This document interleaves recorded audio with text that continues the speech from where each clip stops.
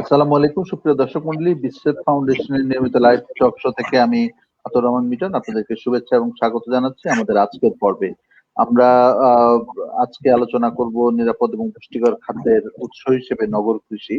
আপনারা জানেন যে বাংলাদেশে এখন দিনে দিনে নগর কৃষি জনপ্রিয় হয়ে উঠছে। সাধারণত এটাকে আমরা ছাদ কৃষি বললে চট করে সবাই বোঝে, কারণ ছাদে কাজটা হয় বলে, কিন্তু আমাদের বিবেচনায় এটা শুধুমাত্র ছাদ কৃষির মধ্যে সীমাবদ্ধ নয়।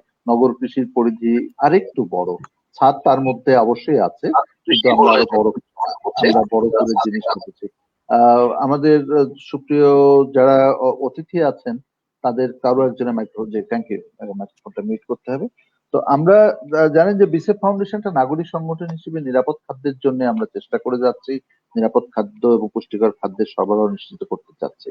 তো সেই জায়গাটাতে আমাদের উৎপাদন বাড়াতে হবে। নিরাপদ খাদ্যের উৎপাদন বাড়ানোর কোনো বিকল্প নেই। আমাদের যে ব্যক্তিগত সচেতনতা এবং কনজাম্পশন লেভেলে আমাদের যে পরিবর্তন আনতে হবে, আমাদের মনোজাগতিক পরিবর্তন যেগুলো আনতে হবে, সেটা তো একটা বিষয়, কিন্তু উৎপাদনটাও তো বাড়াতে হবে। তো সেই উৎপাদন বাড়াতে হলে আমাদের নিজেদের যে আশেপাশে যতটুকু আছে সেই সেই সম্পদটুকুকেও আমরা কাজে লাগাতে পারি। বিশেষ করে আমরা যারা নগরে বসবাস করি, নগরে আমরা কি করে আমাদের খাদ্য নিরাপত্তার জন্য পুরোপুরি না হোক কিন্তু তার আংশিক যোগানও আমরা কি করে দিতে পারি, সেই বিষয়গুলো নিয়ে আমরা আলোচনা করতে পারি। আমি একটি ব্যক্তিগত আহ, অনুভূতির কথা আজকে আপনাদেরকে বলতে চাই। সেটি হচ্ছে আজ 8ই মার্চ আন্তর্জাতিক নারী দিবস, আপনারা সকলেই জানেন। তো আজকে সকালেই আমি নারী দিবসের একটা আলোচনা সভায় উপস্থিত ছিলাম, এবং সেখানে আলোচনা হচ্ছিল যে আমাদের দেশের নারীরা তারা নানান ভাবে অগ্রসর হচ্ছে, এগিয়ে যাচ্ছে। আমাদের নারীরা ক্ষমতায়িত হচ্ছে, তারা ডানা মেলে উঠছে। এগুলো সবই আমাদের জন্য আনন্দের সংবাদ। কিন্তু পাশাপাশি আরেকটি ব্যথিত হবার মতো সংবাদ, সেটা হচ্ছে যে আমাদের শহুরে নারীদের, নগর নারীদের মধ্যে ব্রেস্ট ক্যান্সার এবং জরায়ু মুখের ক্যান্সার এটা কিন্তু বাড়ছে, এই প্রকোপটাও বাড়ছে। এবং সেখানেই প্রশ্ন আসলো যে কিভাবে, কেন এটা বাড়ছে। এবং অনেকগুলো আলোচনার মধ্যে যে আলোচনাটা গুরুত্বপূর্ণ হয়ে উঠেছিল সেটা হচ্ছে আমাদের খাদ্যাভ্যাস। আমরা আমরা বিশেষ করে আমরা, because we need to understand যে আমাদের খাদ্যাভ্যাস আমরা যদি যতক্ষণ না পাল্টাবো ততক্ষণ পর্যন্ত কিন্তু আমরা শুধুমাত্র ওষুধ নির্ভর হয়ে আমরা আমাদেরকে সুস্থ রাখতে পারবো না। এবং এই যে ক্যান্সার জাতীয় জিনিসগুলো থেকে দূরে থাকার জন্য যে অ্যান্টিঅক্সিডেন্ট সমৃদ্ধ খাবার বেশি করে খাওয়ার কথা বলা হচ্ছে, এই অ্যান্টিঅক্সিডেন্ট সমৃদ্ধ খাবার উৎপাদনের জন্য আমাদের নগর এলাকাতে আমাদের যে সামান্য বারান্দাটা আছে, আমাদের ছাদের যে সামান্য অংশটা আছে, আমাদের ঘরের যে কার্নিশটা আছে, এইটুকুই কিন্তু আমাদের জন্য যথেষ্ট হতে পারে। কারণ আমাদের যে, ধরেন আমি একটা উদাহরণ দিয়ে যদি এইভাবে বলি, যে আমাদের যদি আমরা পুদিনা পাতার কথা চিন্তা করি, যে এই পুদিনা পাতার মধ্যে প্রচুর অ্যান্টিঅক্সিডেন্ট আছে। এবং তো সুতরাং এই পুদিনা পাতা এমন একটা পাতা যেটা আপনার তেমন কোনো যত্ন ছাড়াই, আপনার সামান্য 1 ইঞ্চি থেকে 1.5 ইঞ্চি সয়েল যদি আমরা করতে পারি, অর্থাৎ আমরা ওই যে দইয়ের সরা বলি, বা একটা প্লেটের মতো, একটা একটা প্লেটের মধ্যে যদি সামান্য একটু মাটি নিয়ে তার মধ্যে পুদিনার চারা লাগিয়ে দেয়, তাহলে কিন্তু আমাদের সেখান থেকে আমাদের একটা ফ্যামিলি কনজাম্পশনের জন্য যে পরিমাণ পুদিনার পাতা প্রয়োজন সেটা কিন্তু আমরা ওখান থেকে পেতে পারি। আমাদের শহর অঞ্চলে আমাদের এই যে পেট বোতল একটা বিরাট পরিবেশ দূষণের কারণ হচ্ছে। এই পেট বোতল গুলোকে কিন্তু আমরা ব্যবহার করে অনায়াসেই আমরা বিভিন্ন ছোট ছোট জিনিস, আমাদের একটু কলমি শাক থেকে শুরু করে, এই পুদিনা পাতা থেকে শুরু করে ছোট ছোট ছোট ছোট এরকম লিফি জাতীয় যে সকল প্রয়োজনীয় গুরুত্বপূর্ণ সবজি রয়েছে, সেগুলো কিন্তু আমরা সংগ্রহ করতে পারি। ফলে আমরা যদি ওই জায়গাগুলোতে যদি একটু নজর দিতে পারি, আমার মনে হয় যে আমাদের নগর কৃষি আমাদের এই রোগ বালাই থেকে মুক্ত হওয়া, এবং আমাদের এই যে আমাদের নারীদের মধ্যে যে ক্রমবর্ধমান যে আমরা যে অসুখটি দেখছি, সেখান থেকে তাদেরকে রক্ষা করা, এবং তাদের মাধ্যমে পুরো পরিবারেই অ্যান্টিঅক্সিডেন্টের সরবরাহ বাড়ানো, অর্থাৎ সবুজে বাঁচা, সবুজ সবুজে খাওয়া এবং সবুজ উৎপাদন করা, সবুজে বাঁচা, সেই জায়গাটাতে কিন্তু আমরা জোর দিতে পারি, এবং সেখানে নগর কৃষি বোধহয় একটা গুরুত্বপূর্ণ ভূমিকা রাখতে পারেন। দর্শক মন্ডলী, আমি আজকে বক্তা নই, সুতরাং আমি বেশি কথা বলবো না। আমি আপনাদের সঙ্গে পরিচয় করিয়ে দিতে চাচ্ছি যে আমাদের এই নিয়মিত আজকে আয়োজনের আমাদের অভিভাবক, বিসেফ ফাউন্ডেশনের অভিভাবক, বাংলাদেশের প্রথিতযশা কৃষি বিজ্ঞানী ডক্টর মোহাম্মদ জয়নুল আবেদিন, তিনি আজকে সঞ্চালনা করবেন। এবং তার অতিথি হিসেবে আজকে আমাদের সঙ্গে যুক্ত হয়েছেন সুস্মিতা আনিস, তিনি ব্যবস্থাপনা পরিচালক এসিআই ফর্মুলেশন লিমিটেডের, তিনি আছেন। সুস্মিতা আনিস আমাদের সঙ্গে যুক্ত আছেন। আমাদের সঙ্গে যুক্ত আছেন আবুল হোসেন মোস্তফা কামাল, তিনি ম্যানেজার নিউ বিজনেস ডেভেলপমেন্ট, এবং এসিআই কর্মসংস্থান এসিআই এর একটা উদ্যোগ। আমাদের সঙ্গে যুক্ত আছেন সোনিয়া রশিদ সনি, তিনি সিনিয়র এক্সিকিউটিভ বিজনেস ডেভেলপমেন্ট, তিনিও এসিআই আছেন। আমাদের সঙ্গে যুক্ত আছেন আকলিমুন নেসা, সিনিয়র টিচার। না, উনি এখনো আসেন নাই সম্ভবত। আমাদের সঙ্গে যুক্ত আছেন এনামুল হক, প্রাক্তন মহাপরিচালক, কৃষি সম্প্রসারণ অধিদপ্তর। আমি আমার এই অতিথিদেরকে নিয়ে আলোচনা শুরু করার জন্য আমি আমাদের শ্রদ্ধেয় সভাপতি কৃষি বিজ্ঞানী ডক্টর ওমর জাহান আবেদীনকে অনুরোধ করছি। অনেক ধন্যবাদ মিটন। তুমি তোমার সামনে ছিলেন আকলিমুন্নেসা, প্রফেসর আকলিমুন্নেসা ছিলেন। আমি দেখতে পাচ্ছি যে আপনাকে অনেক স্বাগতম। তো দর্শক মন্ডলী, আমাদের আব্দুর রহমান মিটন আজকে আমাদের আলোচ্য বিষয় সম্বন্ধে প্রাসঙ্গিক কথাগুলো বলেই দিয়েছে। আমি হয়তো ওটার উপরে খুব বেশি আর কথা বলতে চাই না, শুধু একটা জিনিস আমি যোগ করতে চাই যে আমাদের মাইকটা সবার মাইক্রোফোনটা কাইন্ডলি একটু অফ করে রাখতে হবে, কারণ হলো কি আশপাশ থেকে কথা হলে সেগুলো তখন চলে আসে।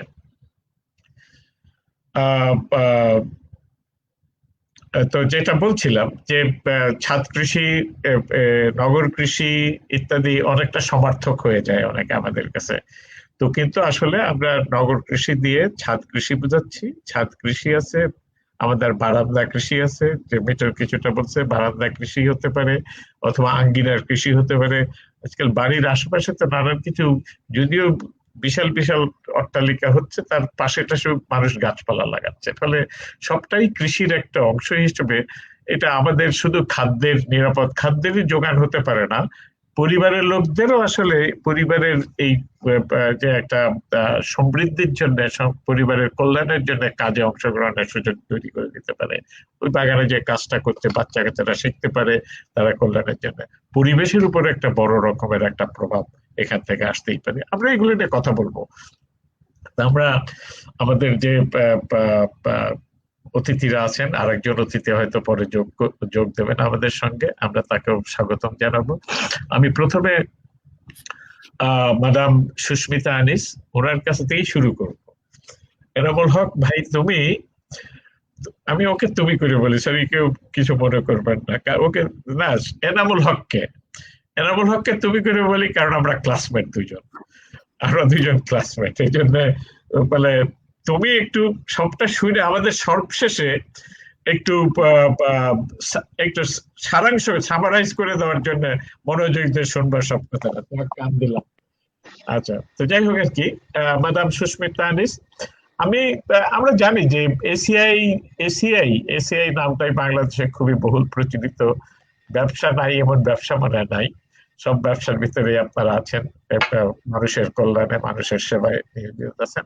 কিন্তু তার ভিতরে একটা জিনিস যে আমরা আমাদের সাধারণত বিসেফ ফাউন্ডেশন সাধারণত যেটার থেকে মানুষকে করি, যে আমরা যে আমাদের যে ফ্যাক্টরিতে তৈরি হয় যে সমস্ত অনিরাপদ বা কি বলবো ওগুলো কি বলে, মানে পেস্টিসাইডস যেগুলো আছে, সেগুলো সম্বন্ধে সাধারণত আপনারা ওগুলোর ব্যবসা করেন। এই জন্য কিন্তু তার সাথে এখন এই যে নিরাপদ খাদ্য নিয়ে আপনাদের চিন্তা ভাবনা আসছে, এবং এটার জন্য আপনারা ব্যবসায় নতুন উদ্যোগ নিয়েছেন, এইটা আপনাদের কাছে কেন,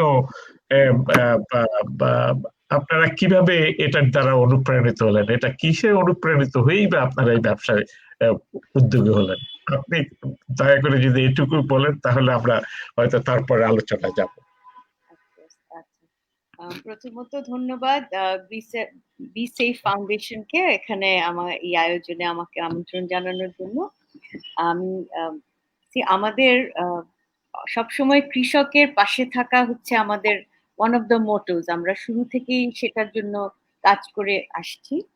এবং আমরা যেহেতু বিস্তৃতভাবে পুরো বাংলাদেশের গ্রামাঞ্চলে আনাচে কানাচে যতখানি সম্ভব আমাদের ফিল্ড ফোর্সের মাধ্যমে যে কৃষিতে আমরা তাদেরকে যে অ্যাডভাইস দিয়ে থাকি এবং তাদের সমস্যা সমাধানের জন্য যেটুকু যা করছি, সেগুলির পাশাপাশি আমরা চিন্তা করে দেখলাম যে এখন কিন্তু আমাদের আরবানাইজেশনটা অনেক বেশি, মানে নগরমুখী যেই গ্রোথ, মানে আমাদের যে পরিমাণ পপুলেশন বেড়ে যাচ্ছে, ঢাকা সিটি বলেন, ঢাকা, চিটাগং, সিলেট, তো সেই হিসাবে কিন্তু আমাদের ডেফিনেটলি শুধু আহ, গ্রাম বা আমাদের মাঠঘাট ভাবলে চলবে না, এর পাশাপাশি আমাদের শহরটাকেও, আপনি যেটা বলছিলেন যে শহরটাকেও কনসিডারেশনে যথেষ্ট আনতে হবে, because we have a responsibility, যেখানে আমাদের এই যে বায়ু দূষণ, কার্বন ডাই অক্সাইড যে এই পরিমাণটা যে বেড়ে যাচ্ছে না, তো সেখানে আমরা 70 ppm পর্যন্ত কমানো সম্ভব আমরা যদি এই সবুজ আন্দোলন করি, আমরা যদি একটা রেসপন্সিবল কোম্পানি হিসেবে এই ইনিশিয়েটিভ গুলি নেই, একটা এক্সাম্পল সেট করি, আমরা ঠিক যেমন ফিল্ড লেভেলে কাজ করছি ঠিক তেমনি ভাবে কিন্তু নগরেও আমরা একটা ইম্প্যাক্ট ফেলতে পারি। সো সেটাই হচ্ছে আমাদের এই ড্রাইভটা নেওয়ার একটা গুড ইন্টেনশন। এবং এটার পাশাপাশি যে পুষ্টিকর খাদ্যের কথা বললেন, নিরাপদ খাদ্যের কথা বললেন, এটা কিন্তু সব মা বাবাই কিন্তু তার সন্তানের জন্য, তার পরিবারের জন্য কিন্তু সেফ ফুড এবং সামথিং যেটা you can pick up from your own home, এটাও কিন্তু একটা নার্চারিং, একটা বিউটিফুল জিনিস, যেটা আমি মনে করি যে আমাদেরকে সব দিক থেকে হেল্প করবে। আমাদের ফ্যামিলি ইন্টারাকশনেও যেমন হেল্প করবে, ঠিক তেমনি পুষ্টিকর খাদ্য, অ্যান্টি অক্সিডেন্ট যেটার কথা বললেন, আমাদের fresh salad, nothing like picking your own cucumber from the store, from the backyard বা বারান্দা। প্র্যাকটিক্যালি দেখেন, বারান্দা তো সবারই একটা কোনো ফ্ল্যাটে আছে, তো বা কিচেনে এই যে পুদিনা পাতার কথা বললেন, তুলসী পাতা, কত গুনি গুনি এই যে হার্বস, তো এই এই জিনিসটা থেকেই কিন্তু আমাদের এই উদ্যোগটা নেওয়া, এবং আমরা কিন্তু উঠে পড়ে এই সবুজ আন্দোলনের পাশে থাকবো। এবং আমরা নিরাপদ খাদ্য, আমি মনে করি এটা সকলের দায়িত্ব, শুধু শহরে গ্রামে অঞ্চলে নয়, বাট শহরেও যাতে সকলেই এটার সাথে জড়িত থাকতে পারি। আশা করি আপনার উত্তর দিতে পেরেছি আমি। আপনার ভয়েস, আপনার যদি এর সাথে আরো কিছু যোগ করার থাকে আজকের আলোচনার পরিপ্রেক্ষিতে, আপনি সেটুকু বলতে পারেন। অবশ্যই অবশ্যই বলবো। বিভিন্ন গবেষণায় যে দেখা গেছে না, গ্রীষ্মকালে ছাদ বাগান সংশ্লিষ্ট দালানের কক্ষের ভেতরের তাপমাত্রা কিন্তু 101.25 ডিগ্রি সেন্টিগ্রেড পর্যন্ত কমায়, যা বিদ্যুতের চাহিদাও কমাবে। তো এছাড়া ছাদ বাগান এলাকার কার্বন ডাই অক্সাইড, যেটা বললাম 70 ppm পর্যন্ত কমায়।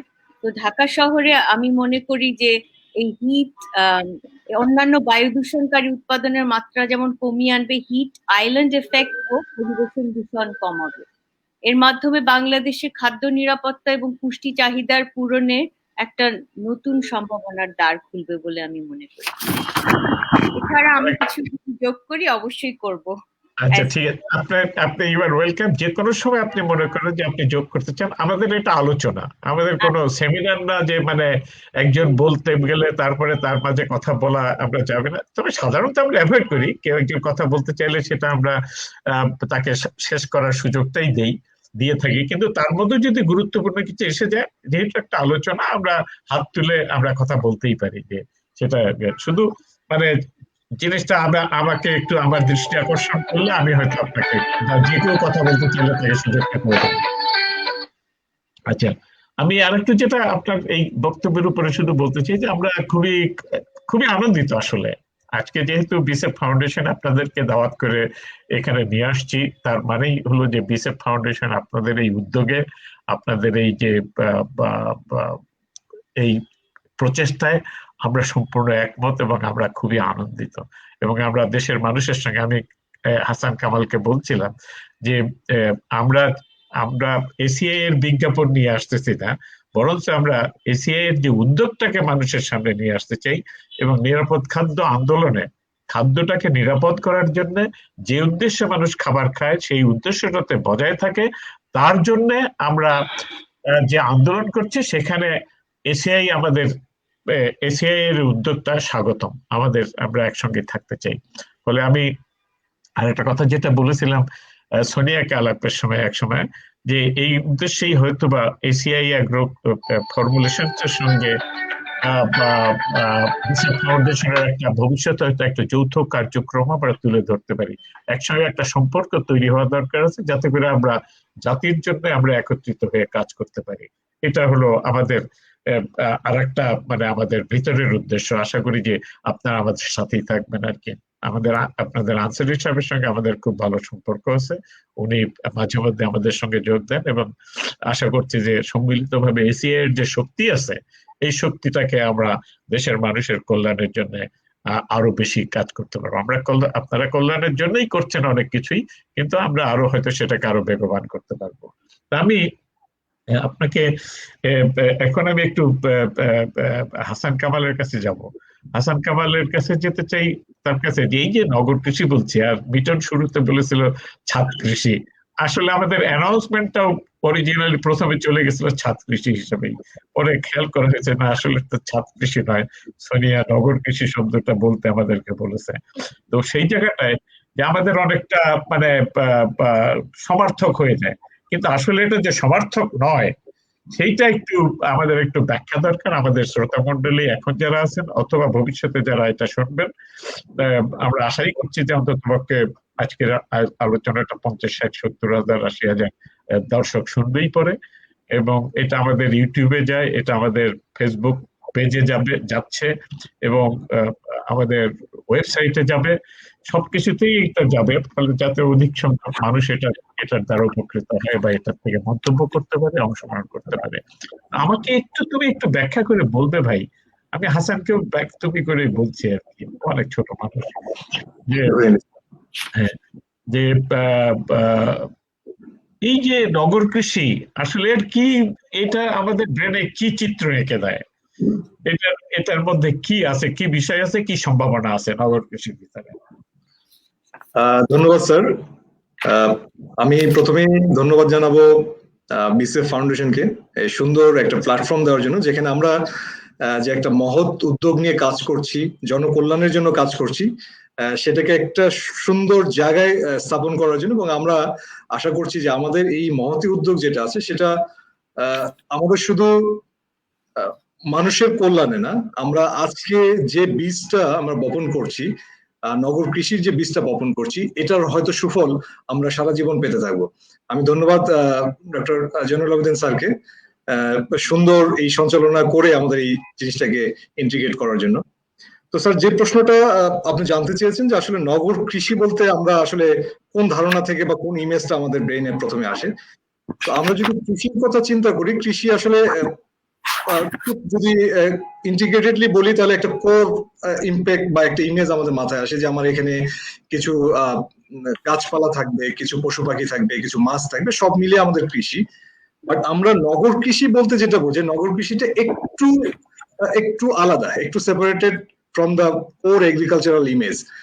তো আমরা এখানে নগর কৃষি বলতে মূলত আমরা যেটা বলছি, আমাদের প্ল্যান্টেশন, বৃক্ষায়ন, সবুজায়ন, এই জিনিসটাকে আমরা মোর এমফেসিস দিচ্ছি। পাশাপাশি যে আমাদের পশুপালন বা অন্য কিছু থাকবে না তা না, বাট করলে আমাদের এখানে বৃক্ষায়ন বা বনায়ন এবং সবুজায়নটাকে আমরা এখানে মেইনলি বোঝাচ্ছি। তো স্যার, আমরা যদি মানে যেই চিন্তাটা মাথায় থেকে আমরা কাজটা শুরু করছি, সেটা বেসিক্যালি ছিল যে একটা আইল্যান্ডের জন্য, একটা ভূমির জন্য আমাদের শতকরা 25% কিন্তু বনভূমি ও বনায়ন দরকার। আর বাংলাদেশের যেহেতু ঢাকা নগরী হচ্ছে, বা বিভিন্ন নগরীগুলো, শুধু ঢাকা নয়, অন্যান্য মেগাসিটি যেগুলো আছে সবগুলোই কিন্তু হাইলি ডেন্সলি পপুলেটেড একটা এরিয়া, এবং এই জায়গার জন্য শুধু 25% বললে হবে না, 25% একটা আইডিয়াল কন্ডিশন।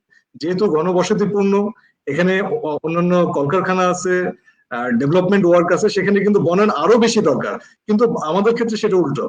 আমাদের ক্ষেত্রে উল্টো হচ্ছে যে আমাদের এখানে 25% তো দূরের কথা, আমরা যদি এভারেজ চিন্তা করি, ঢাকা শহরের সব পরিমাণ এভারেজে 10-এর থেকে কম। হয়তো ঢাকা নর্থের দিকে একটু গ্রিনারিটা বেশি আছে, বা সাউথে কিন্তু আরো কম।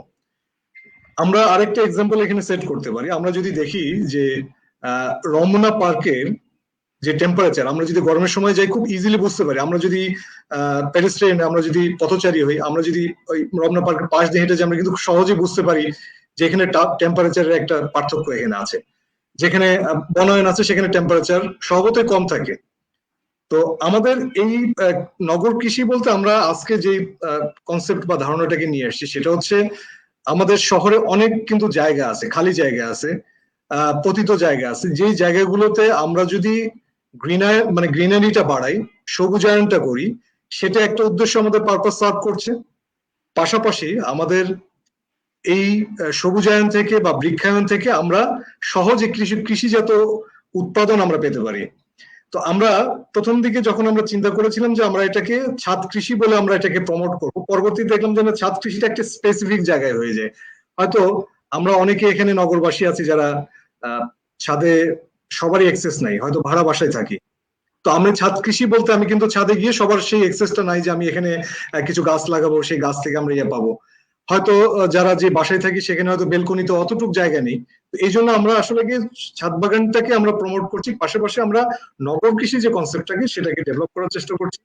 যে প্রত্যেকটা জায়গায়, যেমন আমরা যদি খুব সংক্ষেপে চিন্তা করি, প্রত্যেকটা বাড়ির একটা বাউন্ডারি আছে। সো বাউন্ডারি থেকে বিল্ডিং এর একটা স্পেস আছে যেটা খুব সবসময় ওয়েস্ট পড়ে থাকে, ভ্যাকেন্ট পড়ে থাকে। তো আমরা চাইলেই কিন্তু এখানে কিছু পেঁপে গাছ লাগাতে পারি। এমন একটা এক্সাম্পল হিসেবে দিচ্ছি, যেটা খুব অল্প স্পেসে আমার শুধুমাত্র সবজি এবং ফল দুটোরই কিন্তু আমার যোগান দিতে পারে। তো এইরকম একটা চিন্তা ধরেই কিন্তু আমরা এই আজকে যে নগর কৃষির যে চিন্তাটা সেটা এসছে। আমরা নগর কৃষি নিয়ে কাজ করছি, সাথে সাথে শুধুমাত্র বসত বাড়ি না, আমাদের অফিস, যেমন আমরা যেহেতু কর্মজীবী সবাই এখানে কাজ করি, দিনের হয়তো বেশিরভাগ সময় আমরা অফিসে ব্যয় করি। অনেক ক্ষেত্রে আমাদের অফিস টাইম 8 থেকে 9 ঘন্টা হলেও অনেক সময় দেখা যায় যে ম্যাক্সিমাম অফিসগুলো 10 থেকে 12 ঘন্টা এমপ্লয়িরা এখানে থাকে। তার মানে একটা দিনের বড় একটা অংশ কিন্তু এখানে থাকে। কিন্তু প্রত্যেকটা অফিস আমরা যদি দেখি যে মোস্টলি ক্রাউডেড থাকে। এখানে এসি চলে, এখানে আমাদের আর্টিফিশিয়ালি যেসব যন্ত্রগুলো আছে সেগুলো চলে। ভিতরে কিন্তু আমার যদি বলি যে কোনো কারণে কিছুক্ষণে যদি বিদ্যুৎ চলে যায় তাহলে কিন্তু একটা স্যাফোকেশন তৈরি হয়, যেটা খুবই আনহেলদি। আমরা চেষ্টা করেছিলাম যে নগর কৃষির একটা পার্ট হচ্ছে আমার সবুজ অফিস। আমি গ্রিন অফিস বলে যে কনসেপ্টটা ডেভেলপ করার চেষ্টা করছি, সেই গ্রিন অফিস একটা হতে পারে। আমরা আবার চিন্তা করেছি যে ভার্টিক্যাল গার্ডেনিং আমাদের প্রত্যেক জায়গায়, যেমন শহরের একটা স্পেস কনস্ট্যান্ট একটা বিষয় আছে, যেমন আমরা জানি all the cities are now growing in vertically. তো আমরা সেই কনসেপ্টটাকে, ভার্টিক্যাল গার্ডেনের কনসেপ্টটাকে ইন্ট্রোডিউস করার চেষ্টা করছি। যেমন আমরা একটা স্পেস আছে যেখানে হয়তো আমি এক সারিতে 4টা বা 5টা টব এখানে লাগাতে পারবো। তো এখানে 5টা 4টা টব যদি একই লাইনে লাগে, আমি যদি ভার্টিক্যালি সেটাকে ইনক্রিজ করতে পারি 2 বা 3 লেয়ার বা 4 লেয়ার, তাহলে তাই দেখা যাচ্ছে 3-4 গুণ আমি এখানে প্লান্ট অ্যাকোমোডেট করতে পারছি একটা সেম স্পেসে। তো আমরা ভার্টিক্যাল সেই গার্ডেনিং কনসেপ্টটাকে নিয়ে কাজ করছি। এখানে আরো কিছু চ্যালেঞ্জ আমাদের সামনে আসছে, যে আমরা নগর কৃষিকে যখন বাড়াতে যাচ্ছি, ছাদ কৃষিকে বাড়াতে যাচ্ছি, তখন কিছু চ্যালেঞ্জ আমাদের সামনে এসছে। আমরা একটু চ্যালেঞ্জ নিয়ে একটু পরে আলাপ করি হাসান কামাল। আমরা আগে এই মানে সম্ভাবনাগুলো একটু শুনে নেই, শুনে নিলে পরে তারপরে হয়তো চ্যালেঞ্জটা কি সেগুলো নিয়ে আলাপ করলে হয়তো আমাদের জন্য সহজ হবে।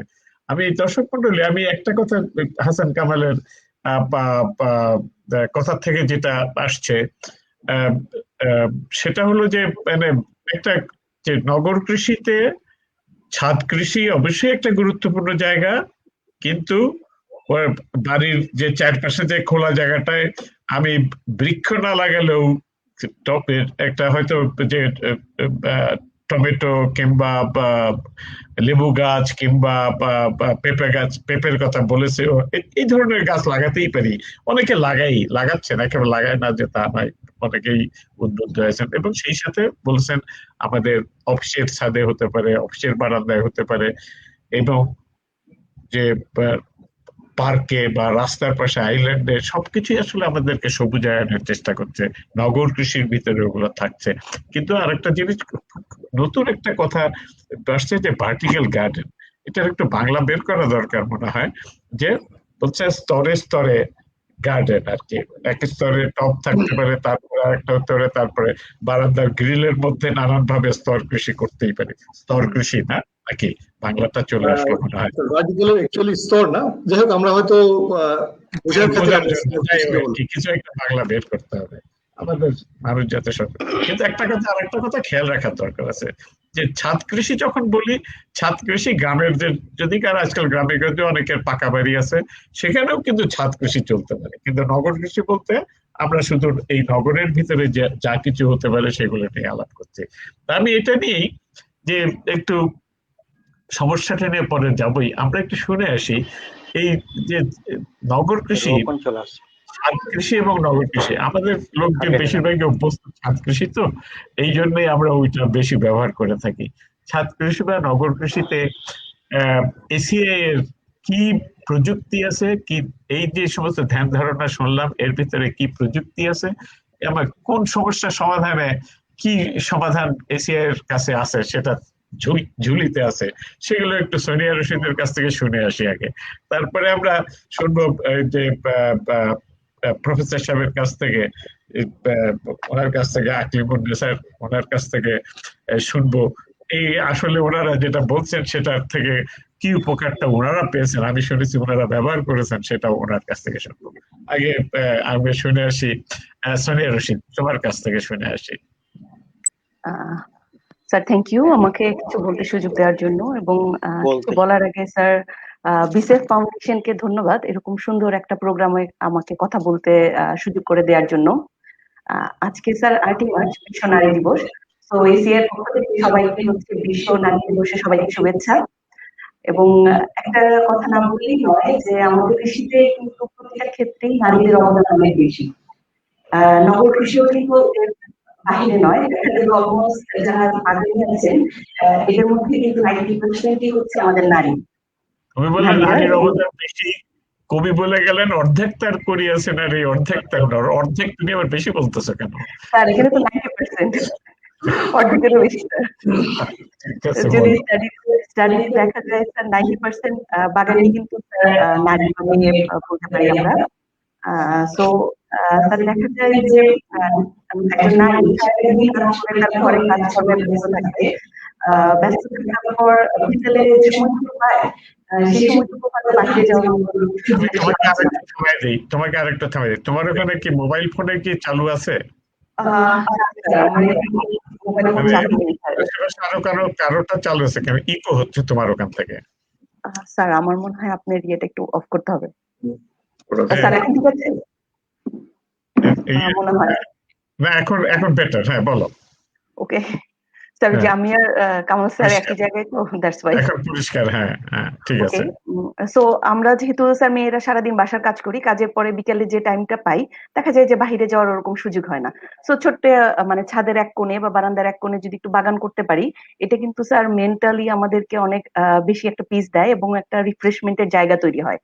এন্ড মোর ওভার যখন হচ্ছে নিজের হাতে একটা সবজি বা একটা মানে ফল উৎপাদন করে সেটা পরিবারের সদস্যদেরকে দেই বা নিজের সন্তানকে দেই, এটার মতো খুশি আর বা মানসিক শান্তি আর কোনো কিছু হয় না। এটা স্যার প্রাইসলেস। এটা আমি ওই 1 কেজি মরিচ বাগান থেকে কিনে মানে বাজার থেকে কিনে আনি অথবা কোনো সবজি কিনে আনি, সেটার তুলনায় এটার ভ্যালুটা অনেক বেশি। এবং আমাদের অনারেবল এমডি ম্যাডাম সবসময় আমাদেরকে যেটা বলেন যে এসিআই আমরা কাজ করি হচ্ছে মানুষের কল্যাণে, জনগণের কল্যাণে। সো এই বিষয়গুলা আপনারা কাজ করার সময় সবসময় মাথায় রাখবেন যে এটা তো ডেফিনেটলি একটা সোশ্যাল ইম্প্যাক্ট বা মানুষের মানসিক প্রশান্তির জায়গাটাকে যাতে আমরা স্যার গুরুত্ব দিই। এবং এই জিনিসগুলোকে মাথায় রেখেই আমরা কিছুদিন আগে এসিআই শুরু করেছি হচ্ছে এসিআই গ্রিন সলিউশন, যারা আমরা হচ্ছে মানে যে জায়গাগুলোতে আমরা হচ্ছে নগর কৃষি নিয়ে কাজ করছি। এবং নগর কৃষি বা ছাদ বাগান করতে গেলে যে সমস্যাগুলো তৈরি হয় বা মানুষ যে মানে যে জিনিসগুলার ল্যাকিংস ফিল করে, এই ল্যাকিংস এর টেকনোলজিক্যাল সাপোর্ট এন্ড প্রোডাক্ট গুলা নিয়েই হচ্ছে আমরা এসিআই গ্রিন সলিউশন। তো এসিআই গ্রিন সলিউশন বা একটা মানে এসিআই গ্রিন সলিউশন সেই জায়গাতে আছে যে কেউ একটা ছাদ বাগান করতে চাচ্ছে, কোন কোন জায়গায় সে প্রবলেম গুলা ফেস করে বা মনে করে আমার এই জিনিসটা যদি আমার কাছে থাকতো বা আমি এটা যদি খুব সহজে পেতাম, খুব সহজেই বোধহয় একটা ছাদ বাগান করতে পারতাম, বা এই জায়গাটায় আমি যদি একটু টেকনিক্যাল সাপোর্ট পেতাম আমার জন্য বোধহয় ছাদ বাগান করা বা নগর কৃষি করা বোধহয় অনেক সহজ হতো। তো এই ধারণাগুলো থেকেই হচ্ছে স্যার আমরা এসিআই গ্রিন সলিউশন কাজ করছি। তো স্যার যদি একটু পারমিশন দেন আমি আমাদের ইয়েটা একটা প্রেজেন্টেশন আকারে দেখাতে চাচ্ছিলাম যে আমরা কি সাপোর্ট এবং সার্ভিস নিয়ে কাজ করছি। শিওর। স্যার আমি স্ক্রিনটা একটু শেয়ার করছি সবার সাথে।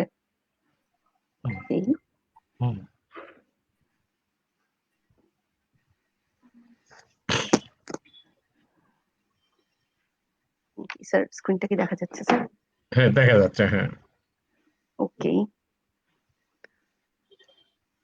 স্যার, আমরা এসিআই গ্রিন সলিউশন যে জিনিসগুলো নিয়ে কাজ করছি সেটা হচ্ছে ইন আ ওয়ে আমি একটা মানে শর্ট ফর্মে একটা প্রেজেন্টেশন আকারে নিয়ে এসেছি। একটা গার্ডেন যখন আমরা সেট আপ করতে যাব, সেট আপ করতে গেলে আমাদের শুরুতেই যেটা মানে দরকার হয় সেটা হচ্ছে একটা বাগানের জন্য প্ল্যানিং এবং হচ্ছে এটার হচ্ছে ডিজাইনিংটা দরকার হয়। তো প্ল্যানিং এবং ডিজাইনিং এর জন্য আমরা একটা সাইট ভিজিট করি, এটার জন্য হচ্ছে এটার মেজারমেন্ট নেই এবং এটা লেআউট তোমার স্লাইডটা চেঞ্জ করতে হবে, স্লাইডটা চেঞ্জ করতে হবে, পরের স্লাইড। স্যার আমার এখানে তো শো করছে, এখন কি ওটাই ঠিক আছে স্যার? না, আমাদের এখানে সরছে না মনে হয়। আচ্ছা যাই হোক, তুমি বলো। হ্যাঁ, গেছে গেছে, হ্যাঁ গেছে গেছে। এখন এখন গেছে স্যার। হ্যাঁ ওকে। হ্যাঁ। তো স্যার আমাদের জন্য যেটা হচ্ছে একটা প্রপার প্ল্যানিং এবং ডিজাইনিং এর প্রয়োজন হয়। আমরা হচ্ছে প্রথমে একটা সাইট ভিজিট করি, সেখানকার হচ্ছে মেজারমেন্টটা নিই এবং হচ্ছে সেই ছাদ বাগানের জন্য যেটা অ্যাপ্রোপ্রিয়েট, সেই ছাদ বাগানের জন্য অ্যাপ্রোপ্রিয়েট ডিজাইনটা হচ্ছে আমরা ক্লায়েন্টকে সাজেস্ট করি। তো একটা ডিজাইন করতে গেলে যে বিষয়গুলো আমাদেরকে মাথায় রাখতে হয়, ছাদের কাঠামোটা এবং এটার ভার বহন ক্ষমতা, তারপরে একটু আগেও কয়েকজন কমেন্ট করেছেন আমি দেখলাম যে পানি সেচ এবং নিষ্কাশন, ভেরি ইম্পর্টেন্ট থিং। কারণ আমি কিভাবে সহজে আমার গাছগুলোকে পানি দিব এই জিনিসটা আমাকে মাথায় রাখতে হয় এবং ওয়াটার সোর্সের মানে কোথায় আছে সেই জিনিসটাকে মাথায় রেখেই আমরা ছাদ বাগানটাকে প্ল্যানিং করি। এবং ডেফিনেটলি হচ্ছে ড্রেনেজটা one of the important thing, কারণ ড্রেনেজ যদি প্রপারলি না হয় ছাদটা নষ্ট হয়ে যাবে। এবং এবং প্ল্যান্টিং মানে প্ল্যানগুলোকে আমরা এমন ভাবে সেট করার জন্য বা প্লেস করার জন্য চিন্তা করি যাতে খুব ইজিলি অ্যারেশন হয়, মানুষের হাঁটা চলার পথটা থাকে, তারপরে হচ্ছে মানে টবগুলোকে সিকিউর করে রাখি যাতে পরে কেউ ব্যথা না পায় বা কেউ ইনজুর্ড না হয়। তো প্ল্যানিং এর ক্ষেত্রে আমাদের এই প্রতিটা জিনিসই মাথায় থাকে।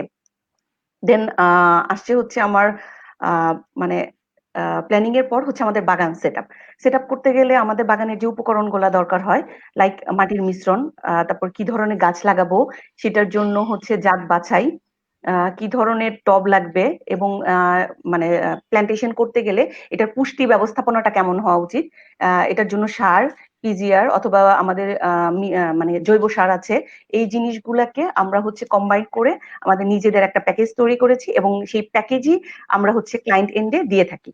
যে যেমন ধরনের মানে সার্ভিস আমাদের কাছ থেকে নিতে চায়, যেমন হয়তো অনেকে মানে ছাদে জায়গা নেই বা বারান্দায় হয়তো ওরকম সুবিধাজনক জায়গা থাকে না, সেক্ষেত্রে আমরা হচ্ছে তাকে জানালা বাগান প্যাকেজ গুলা দিয়ে থাকি। কেউ ফুল নিতে চাইলে তার জন্য ছাদে ফুল বাগান, তারপরে আমাদের জন্য হচ্ছে কম্বো প্যাকেজ আছে ছাদের, সেখানে ফুল ফল হার্ব সব ধরনের প্যাকেজই আছে, শীতকালীন বা গ্রীষ্মকালীন সবজি বাগান এবং হার্ব গার্ডেন। তবে আমরা এখন যে জিনিসটার উপরে গুরুত্ব দিচ্ছি সেটা হচ্ছে আমাদের সবজি বাগান এবং কম্বাইন্ড প্যাকেজ যেটা ছাদের জন্য এবং হার্ব গার্ডেন। কারণ কি এটা হচ্ছে আমাদের গ্রিনারিটা যেরকম ইনহ্যান্স করবে তার সাথে সাথে কিন্তু আমাদের পুষ্টির যোগানটাকেও নিশ্চিত করবে এবং নিরাপদ খাদ্য উৎপাদনে এটা একটা সহায়ক ভূমিকা পালন করবে। দ্যাটস ওয়াই আমরা এই প্যাকেজগুলোর উপরে এখন একটু গুরুত্ব দিচ্ছি। তারপরে যদি আসি স্যার যেটা বললেন একটু আগে হাসান কামাল স্যার, যে গ্রিন অফিস, স্যার গ্রিন অফিসের সাথে সাথে আমরা আরেকটা বিষয় নিয়ে একটু কাজ করছি, সেটা হচ্ছে আমাদের ইন্ডাস্ট্রিয়াল এগ্রিকালচার। যে আমাদের ফ্যাক্টরি গুলা থাকে বা বিভিন্ন ইন্ডাস্ট্রি গুলা থাকে সেগুলোতে কিন্তু আমাদের অনেক ফেলো ল্যান্ড থাকে, সেই জায়গাগুলোকেও যদি আমরা গ্রিনারির আওতায় নিয়ে আসতে পারি সেক্ষেত্রে দেখা যাবে যে একটা মানে এটাও হতে পারে একটা খাবারের উৎস। তারপরে বাগান সেট আপ হয়ে গেল, তারপরে আসলে হচ্ছে আমাদের বাগান পরিচর্যা। সেট আপ তো হয়ে গেল, এখন পরিচর্যা কে করবে? কারণ দেখা যায় যে সেট আপের পরে অনেক কিছুই থেকে যায় বা অনেকগুলো বিষয় থেকে যায়, খুব সহজে চাইলেই মানুষজন হচ্ছে এই জিনিসগুলাকে পরিচর্যা করতে পারা বা সময়টা ওইভাবে অনেকেই দিতে পারে না। সেক্ষেত্রে আমাদের জন্য আমরা যে এটা প্রুনিং করে দেই, ট্রেনিং করে দেই, রিপোর্টিং যদি কারো দরকার হয় বা একটা সার্টেন পিরিয়ড পরে যদি সয়েলটা চেঞ্জ করা দরকার হয় বা একটা সিজন শেষে এটাকে ফার্টিলাইজার দেওয়ার দরকার হয়, বা অনেকেই দেখা যায় যে মানে ছাদে পাখির উপদ্রব থাকে, সেক্ষেত্রে এটাকে নেটিং করে দেওয়া, এটা ভেরি ইম্পর্টেন্ট। এই প্রতিটা জিনিসের ক্ষেত্রেই কিন্তু আমরা কাস্টমার এন্ড এই সার্ভিস গুলো দিয়ে থাকি। আর একটা বিষয় হচ্ছে খুবই জরুরি, সেটা হচ্ছে কীটনাশক স্প্রে। এবং কীটনাশক স্প্রের ক্ষেত্রে যেটা হচ্ছে আমরা দুইটা বিষয় মাথায় রাখি। একটা হচ্ছে আমাদের অলরেডি স্প্রেম্যান সার্ভিস, যেটা হচ্ছে আমরা মানে কি বলবো সুরক্ষা মেনটেন করে অপটিমাম ডোজে হচ্ছে আমরা বিভিন্ন রকম কীটনাশক যখন যেখানে যেটুকু দরকার এটুকু স্প্রে করে দেই। কিন্তু ছাদ বাগানের ক্ষেত্রে যদিও আমরা আমাদের বোটানিক্যাল পেস্টিসাইড গুলাকে প্রমোট করছি, তো দেখা যায় যে আমরা আমাদের ফেরোমন ট্র্যাপ আছে, তারপরে হচ্ছে আমাদের কি বলে স্টিকি ট্র্যাপ আছে, ইয়েলো স্টিকি ট্র্যাপ। এই যে বোটানিক্যাল প্রোডাক্ট বা মেকানিক্যাল যে প্রোডাক্ট গুলা ছাদ বাগানের জন্য আমরা এগুলাকে হচ্ছে প্রমোট করছি।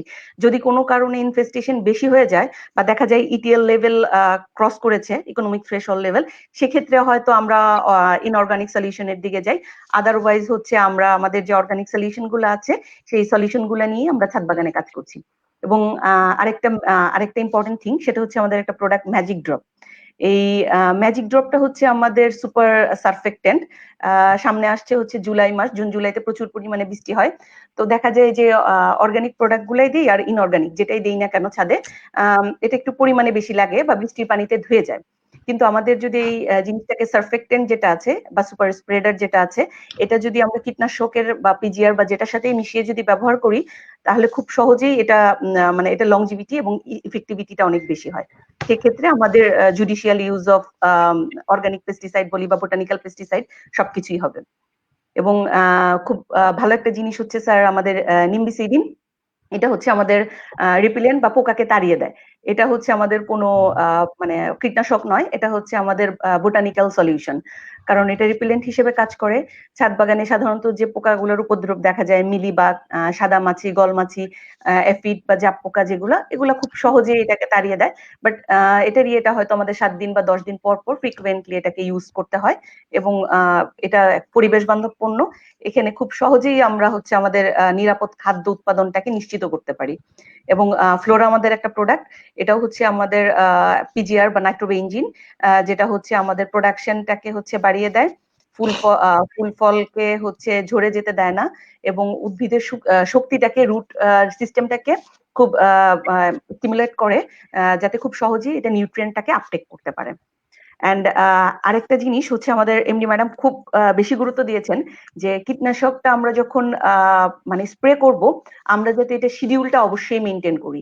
এবং এটার দায়িত্বটা যখন আমরা নিয়েছি, আমরা যাতে প্রত্যেকটা ছাদ বাগানিকে এটা ইনফর্ম করি যে ইয়েস, আজকে আপনার ছাদে কীটনাশক স্প্রে হয়েছে, আপনার বাচ্চারা ছাদে যে এটা যাতে কোনোভাবেই না ধরে। এই শিডিউলটা আমরা কীটনাশক স্প্রে করব না যদি ইটিএল লেভেলে না যায়, কিন্তু ইটিএল লেভেলে চলে গেলে কীটনাশকটা যদি স্প্রে করি, সেক্ষেত্রে অবশ্যই শিডিউলটা এসিআই গ্রিন সলিউশনই মেনটেন করবে। এবং এটা ক্লায়েন্ট এন্ডে সবসময় থাকবে যে আজকে আপনার বাচ্চাটা কোনোভাবেই যাতে ছাদ বাগানের সবজিতে হাত না দেয়। এই যে একটা বাচ্চা ছাদে যে তার ছাদ বাগানের সবজিতে সে হাত দিচ্ছে, এমনও হতে পারে যে হয়তো মানে কীটনাশকটা আজকে সকালে স্প্রে করেছে, মানে বাড়ির হচ্ছে মেড সার্ভেন্ট বা কেউ যে স্প্রে করে দিয়ে এসছে, হয়তো মা বা বাবা কেউ জানেই না। সেক্ষেত্রে এটাও একটা বিষয়। আমরা এই ক্ষেত্রেও সার্ভিসটা বা স্প্রে শিডিউলটা প্রোভাইড করে থাকি। ভার্টিক্যাল গার্ডেনের সার্ভিস আছে, ড্রিপ ইরিগেশন, যেটা ছাদ বাগানে একটা পানির ইরিগেশনের সমস্যার সমাধান, hydroponic, high tech, and our online support service. তো বেসিক্যালি এই জিনিসগুলা নিয়ে হচ্ছে এসিআই গ্রিন সলিউশন কাজ করছে। এবং এটা আই থিঙ্ক এটা স্যার পুরোটাই সামারি যে এসিআই গ্রিন সলিউশন কি কি নিয়ে কাজ করছে এবং কোন কোন সমাধানে এসিআই কি কি টেকনোলজি নিয়ে সবার সাথে আছে বা নগর কৃষির সাথে আছে। আচ্ছা, অনেক ধন্যবাদ। তোমার এটা অফ করা যায় না? এটা এই যে ইয়েটা শেয়ার স্ক্রিনটা কি করে অফ করা যায়? জি স্যার। আচ্ছা গেছে, আচ্ছা ভালো হয়েছে, অনেক ধন্যবাদ। আমরা মানে আসলে মানে এই যে প্রচেষ্টাটা আমার কাছে ভালো লাগলো যে একটা কম্প্রিহেন্সিভ, কারণ আমি নিজে একজন ছাদ বাগানি। ঢাকা শহরে আমারও একটা মানে ছাদ বাগান আছে এবং বড়সড় আকারেই আছে আমার ছাদে আর কি। তো এইখানে করতে গিয়ে আমি দেখেছি যে একজন কেউ ছাদ বাগান করতে চাইলে, আমি একজন কৃষিবিদ মানুষ হয়েও আমি দেখেছি এটা অসুবিধা, ওইটা অসুবিধা, এটা কোথায় পাওয়া যাবে, ওটা কোথায় পাওয়া যাবে।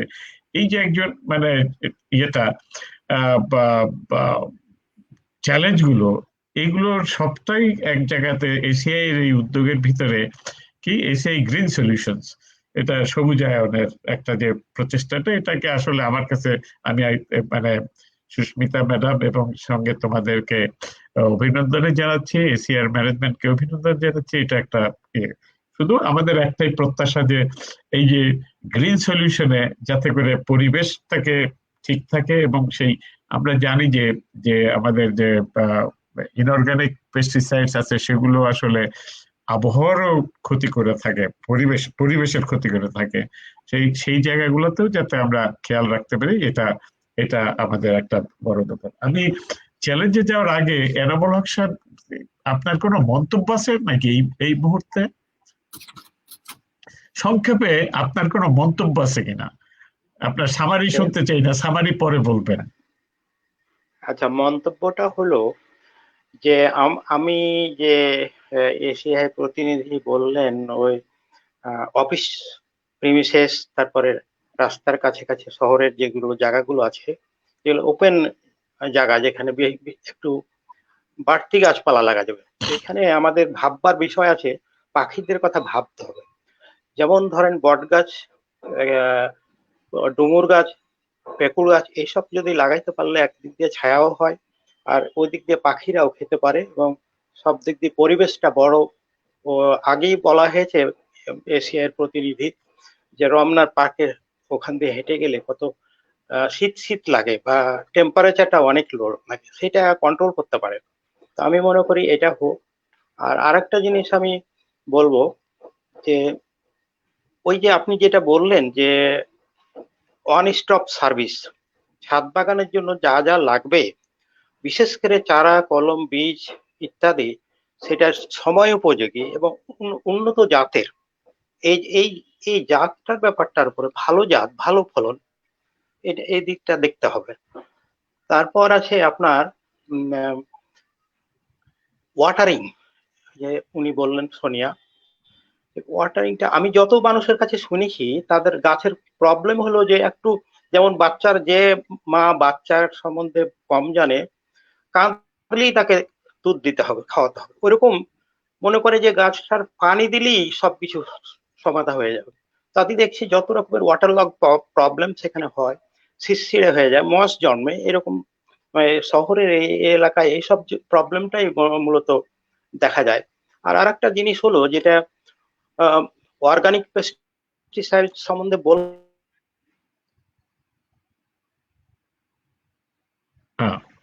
মানে আমাদের চিরাচরিত ইন্টারনেট এতক্ষণ ভালোই চলছিল, এনামুল হক মানে ইয়ে হয়ে গেছে, তা আমরা এনামুল হক, আমার মনে হয় যে তার ইন্টারনেটের সমস্যার কারণে আমরা পরে আরেকবার শুনবো। জনাব, তুমি আবার ফেরত আসছে, দেখা যায় পুনর্জন্ম লাভ করেছো তুমি। কথা শেষ হয়েছে? এইটাতে এইটুকুই শেষ করলাম, পরবর্তীতে আমি আবার বলবো। আর বিশেষ করে ছাদের ব্যাপারে হিটটা, এটা এমনি উন্মুক্ত ছাদে অনেক হিট হয়, অনেক ব্যাপার হয়, তো সুতরাং আগে বলা হয়েছে যে এটা ঠান্ডা করার জন্য এটা দরকার আছে। আর টেম্পারেচারটা এই জন্য ওই গাছপালা দিয়ে, বনায়ন দিয়ে, সুন্দর দিয়ে গ্রিন করে, ফেজিং করে গাছ লাগায়া সেটাকে সুন্দরভাবে রাখতে হবে, তাতে সুন্দর হবে, পরিবেশটা ভালো হবে। আর আরেকটা কথা আছে, গাছ কিন্তু কোনো গাছ রোদে ভালো হয়, কোনো গাছ ছায়াতে ভালো হয়, কোনো গাছ আধা ছায়াতেও ভালো হয়। সেই জিনিসটা চুজ করে সেই জিনিসটা দেখতে হবে, এবং প্ল্যানিং এ এটা থাকবে বলে আমি মনে করি। অনেক ধন্যবাদ জনাব এনামুল হক। যারা পরে আসছেন, আপনি খেয়াল করে দেখছেন এনামুল হক সাহেবের সাথে আমি একটু ঠাট্টা মশকরা করছিলাম। ওনার চুল দাড়ি পাকা দেখে বুঝতে পারেন আমার চুল দাড়ি পাকার সঙ্গে মিল আছে। আমরা দুজন সহপাঠী, একসঙ্গে লেখাপড়া করেছি বাংলাদেশ কৃষি বিশ্ববিদ্যালয়ে, এবং উনি একজন খুবই গুণী ব্যক্তি এবং হর্টিকালচারিস্ট, উনি উদ্যান তত্ত্ববিদ, ফলে যথেষ্ট জ্ঞান রাখেন এবং কৃষি সম্প্রসারণ বিভাগের মহাপরিচালক হিসেবে অনেকদিন কাজ করেছেন, এবং এখনো উনি অ্যাক্টিভ আছেন কৃষিতে। এটা একটা খুব গুরুত্বপূর্ণ জিনিস যে আল্লাহ ওনাকে সুস্থ রাখছেন, সুস্থ থাকে না। আপনার মন্তব্য আরো শুনবো আমরা, কিন্তু আমরা আগে এই যে আকলিমুন্নেসা আপার কাছে যাব। আসলে আকলিমুন্নেসা আপা বলতে কষ্ট হচ্ছে আমার, কারণ হলো যে আমার মায়ের নাম আকলিমা খাতুন, এই জন্য। তো যাই হোক আর কি, আপনার কাছে একটু শুনে আসি যে এই যে ওনারা যেটা বললেন, এগুলা কি আপনি কোনো ব্যবহার করেছেন কিনা? আপনি ছাদ বাগান বা এই যে এই ধরনের কিছু আবাদ ওনারা যেগুলার কথা বললেন নগর কৃষির অংশ হিসেবে, সেগুলা করছেন কিনা? করে থাকলে এনাদের যে সমস্ত কথা বলছেন তার সঙ্গে আপনার কোন অভিজ্ঞতাটা কি? অনেকক্ষণ বসায় রাখছি আপনাকে। প্রথমেই আমি বিএসএফ আয়োজিত এই আজকের এই অনুষ্ঠানে বিসেপ ইংরেজি থেকেই আছে, সেফ মানে নিরাপদ, বি আগে লাগাই দিয়ে বি সেফ, নিরাপদ থাকুন, এটা মনে রাখলেই হবে, বি সেফ। আজকের এই অনুষ্ঠানে আপনি ডক্টর মোহাম্মদ জয়নাল আবিদিন এবং এসিআই যে ম্যাডাম সুস্মিতা আলী সহ যারা আছেন আজকে প্রেজেন্ট, তাদের সবাইকে আমার প্রথমে সালাম এবং শুভেচ্ছা, শুভ সন্ধ্যা। আমি খুবই আনন্দিত যে আমি আজকের এই অনুষ্ঠানে অংশগ্রহণ করতে পেরেছি। আসলে ওই যে ছোটবেলায় একটা কথা ছিল যে শেখার কোনো শেষ নেই আর জানার কোনো শেষ নেই, শেখার কোনো বয়স নেই। আজকে আমার মনে হয় জন্য গুরুত্বপূর্ণ, হ্যাঁ, শিক্ষকদের ক্লাসে কাছে আছি, আমি শিখছি, বসে আছি না, আমার খুব ভালো, আমি এনজয় করছি যে আসলে আমার অনেক কিছু জানা হচ্ছে। এসিআই এত গুড একটা সার্ভিস দিচ্ছে, এই বিশেষ করে ওদের যে টার্গেট, এসিআই যে গ্রিন সবুজায়ন করবে, আমার মনের কথাটাই আসলে এসিআই বলে দিচ্ছে। আমি সেই জন্য খুব মন দিয়ে শুনছিলাম। হ্যাঁ, এই যে আমাদের মনের একটা ইচ্ছে যে ঢাকা শহরকে বা নগর কৃষিকে যে আমরা গ্রিন সবুজায়নটা করব, সম্মিলিত প্রচেষ্টা এটা আসলে সম্ভব। তারপর আসি আমি ছাদ বাগান করি 24 ইয়ার্স ধরে। তো আমি এই জিনিসগুলো অ্যাপ্লাই করেছি। প্রথম দিকে তেমন একটা বুঝিনি, একা একা করতে যে অনেক কিছুতেই আসলে ভুল হয়ে যেত। যেমন কীটনাশকের ব্যাপারটা যদি বলি, অনেক কিছু স্টেপ পার হয়ে গেলে কীটনাশকের প্রয়োজন হয়। ফার্স্টিং এ আমি যদি সয়েলটা ঠিক করে নিলাম, সিড দিলাম, চারা হলো, গাছ বড় হচ্ছে, সবই ঠিক আছে, পাখি বাদুর আসছে, এটাও ভালো, খারাপ না। বাট কখনো কখনো দেখা যায় যে ওয়েদারের এমন একটা কি বলবো, ওয়েদারে যে একটা চেঞ্জ আসে, হঠাৎ করে রোদ আসছে না, বৃষ্টিও নেই, বা হঠাৎ করে ঝড়ো হাওয়া শুরু হয়ে গেল, বা এমন একটা ড্যামেজ ওয়েদার আজকে যে রোদ বলতেই নেই, সেই সময়গুলোতে যখন গাছ আক্রমণ হয়ে যায় তখন দেখা যায় যে কীটনাশকের প্রয়োজন হয়। পোকামাকড়, যেমন এই সিজনের কথা যদি বলি যে শীত শেষ হয়েছে, উইন্টারের সিজনটা শেষ, এখন সামার স্টার্টিং হয়েছে। সামার সিজনের আগে যে জিনিসগুলো হচ্ছে আমার ছাদ বাগানে, তা হচ্ছে মিলিবাগ আক্রমণ করছে। এবং এখন দেখা যাবে অনেকের ছাদ বাগানে, আম গাছে যারা ছাদ বাগানি, ওরা তো বেশিরভাগই গ্রাফটিং করা ম্যাঙ্গো গুলো, গাছগুলো, তো ওখানে আমের যে মুকুল এসছে, আমি আমার নিজের ছাদ বাগান থেকে বলবো এবছর আমার ছাদ বাগানে ফার্স্ট মুকুল এসছে। এবং আল্লাহর রহমতে এখনো আক্রমণ হয়নি, বাট আমি যতটা জানি যে আমের যে হপার যে ডিজিজটা হয়, যে পোকাগুলো আক্রমণ করে বা বিভিন্ন কারণে মুকুলটা আসার পর ফাঙ্গিসাইড গুলো দরকার হয়, তখন অনেক সময় ঝরেও যায়। সো এসিআই কে আমি ধন্যবাদ জানাবো যে আসলে আপনিও বলছিলেন যে কৃষিবিদ হয়েও হিমশিম খেতাম। হ্যাঁ, এটা একদম খুব গুড একটা থিং, যে একদম নেচার সত্য, যে আসলে আমিও একজন শুধু টিচিং এ আছি না, আমি বটানিস্ট হয়েও বলবো যে আমিও হিমশিম খেয়েছি ছাদ বাগান করতে যে। তো এসিআই যে হেল্পটা করেছে, যে এদের যে বিভিন্ন রকমের কীটনাশক ছিল, যেমন ফাইটার, এটা আমি অনেক সময় ইউজ করার চেষ্টা করেছি। আর তারপর পিজিআরটা, যে এটা খুব ইম্পর্টেন্ট একটা কাজ করে।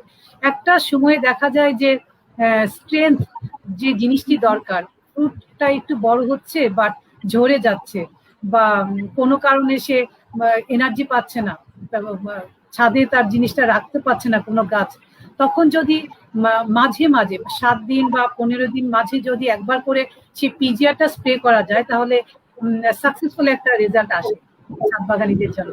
আমি মনে করি যে বিসেফ ফাউন্ডেশন আজকে যে আয়োজনটা করেছে সেজন্য ধন্যবাদ।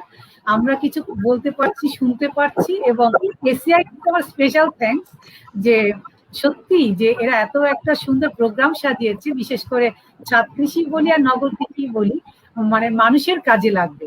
বিশেষ করে আমি টিচার হয়ে বলতে চাই, আমার আজকে যদি কোনো প্রোগ্রাম আমার স্টুডেন্টরা দেখে থাকে, বা স্টুডেন্টদের যে প্যারেন্টস, তাদেরকে আমি রিকোয়েস্ট করতে চাই যে স্টার্টিং প্ল্যান্টিং 1 ট্রি, এটা আমার আজকে রিকোয়েস্ট থাকবে এই অনুষ্ঠানের মাধ্যমে, যে আমার জেনারেশন, ফিউচার জেনারেশনদেরকে আপনারা একটা সুযোগ করে দিন। বিশেষ করে প্যারেন্টসদেরকে বলবো, এসিআই যে উদ্যোগগুলো নিয়েছে, আমরা যদি একটুখানি কাজে লাগাই, তাহলে দেখা যাবে যে স্টুডেন্টরা একটা কো কারিকুলার অ্যাক্টিভিটিস পাবে। যেমন পড়া এখন তো এমনিতেই করোনার সময় বাচ্চাদেরকে যতই আমরা জোর করি, ওরা মনোযোগ দিতে চায় না।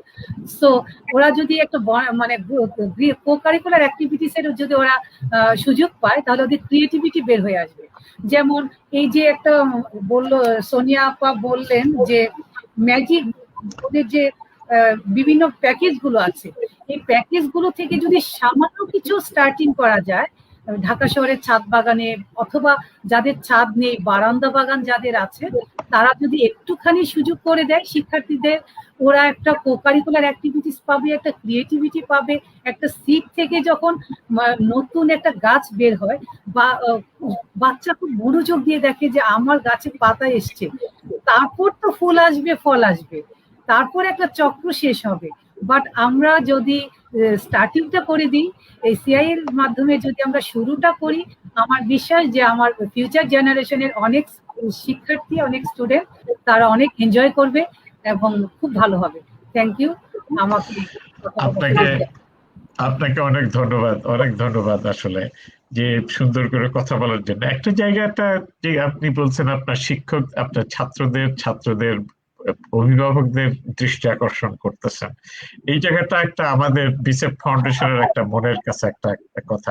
আমরা কিছুদিন আগে এই গত অক্টোবর, নভেম্বর, ডিসেম্বর মাসে আমরা সিরিজ অফ আলোচনা করেছিলাম যে কি করে আমরা আমাদের শিক্ষা ব্যবস্থায় পরিবর্তন আনতে পারি, যাতে করে আমাদের বাচ্চারা, তাদের শিক্ষকরা, তাদের অভিভাবকরা, শিক্ষকদেরও জানা দরকার, সবাই শিক্ষকরাই যদি ভালো করে না জানে তাহলে কি করে হবে। ফলে তাদের মনোজগতে কি করে নিরাপদ এবং পুষ্টিকর খাদ্য সম্বন্ধে অভ্যাসটা গড়ে না ওঠে, মনোভাব তৈরি না হয়, তাহলে কি করে হবে? ওদেরকে আগে মনোভাব তৈরি করতে হবে, একটা জাতি তৈরি করতে হবে যাতে নিরাপদ এবং পুষ্টিকর খাবারের কথা সবসময় মনের ভিতরে থাকে।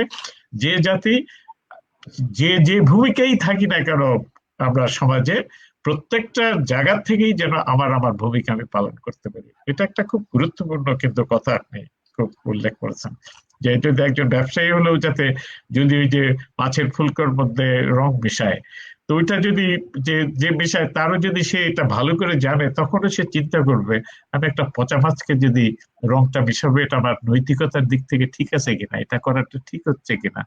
এই যে একটা দায়িত্ববোধ তৈরি হওয়াটা, এইটা শিক্ষা থেকে আসতে হবে, এবং সেই শিক্ষাটা আনুষ্ঠানিক শিক্ষা আপনি যে স্কুলে বই পড়াচ্ছেন সেটার থেকে আসতে হবে, আবার বাবা মা হিসেবে আপনার সন্তানদেরকে সেটা শিখাইতে হবে যে আমরা কি করে এটা জাতিটাকে, একটা জাতিকে কি করে গড়ে তুলবো, জাতিকে কি করে নৈতিকতা, দায়িত্ববোধ সম্পন্ন করে তুলবো। তো যাই হোক, এটা খুবই গুরুত্বপূর্ণ কথা রয়েছে। আমরা সময় কাটা চলে যাচ্ছে আস্তে আস্তে। আমাদের আজকের যে আলোচনাটা খুবই আমরা হচ্ছে, আমাদের অনেকগুলো প্রশ্ন রয়ে গেছে এর সাথে, অনেকগুলো যে সেই প্রশ্নগুলো নিয়ে আমরা একটু আপনাদের কাছে আসতে চাই। যে একটা কথা বলছে আমরা ছাদ বাগানের কথা, নগর কৃষি একটা গুরুত্বপূর্ণ অংশ ছাদ বাগান। ইন্ডিভিজুয়ালি যদি চিন্তা করি, আমার কাছে ছাদ বাগানটা গুরুত্বপূর্ণ দেন রাস্তার পাশে বাগানের চাইতে। ছাদ বাগান বা বারান্দা বাগান অথবা বাড়ির পাশ দিয়ে যদি পেঁপে গাছ লাগাইতে পারলাম কিনা, এটা আমার ব্যক্তিগতভাবে একজন মানুষের কাছে, নাগরিকের কাছে এটা বেশি গুরুত্বপূর্ণ। তো ওইখানে একটা কিছুদিন আগে আমাদের একজন প্রবীণ বাংলাদেশের পরিকল্পনাবিদ, উনি বললেন ছাদ বাগান তো বেআইনি ঘোষণা করে দেওয়া উচিত। কারণ হলো যে এখানে পানি ঢাকা শহরে এমনিই তো পাওয়া যায় না নগরে, সেখানে এই পানি যেভাবে ব্যবহার হয়, তো সেইটা কি করে আমরা করবো, এইটার কারণে এটা বন্ধ করে দেওয়া উচিত। ওনার পয়েন্ট থেকে ঠিক আছে, কারণ যেভাবে যাচ্ছে আমাদের সেটার জবাব আছে, আমরা সেটা যাইতে চাই না। আপনাদের কি অভিমত যে আমরা অথচ পরিবেশের জন্য, আমার সমাজের জন্য, আমার পরিবারের জন্য, সবকিছুর জন্যই আমার ছাদ বাগানটা একটা গুরুত্বপূর্ণ ভূমিকা রাখতে পারে, আমরা এই জায়গাটা কি করে হ্যান্ডেল করব? আমাদের সঙ্গে কে কথা বলবেন আগে? এটার একটা বড় প্রশ্ন। 4জন মানুষের কাছেই আমি আগে বলতে চাই যে এনামুল হক আছে, হাসান কামাল এবং সোনিয়া রশিদ, এনারা 3জন প্লাস সুস্মিতা ম্যাডাম।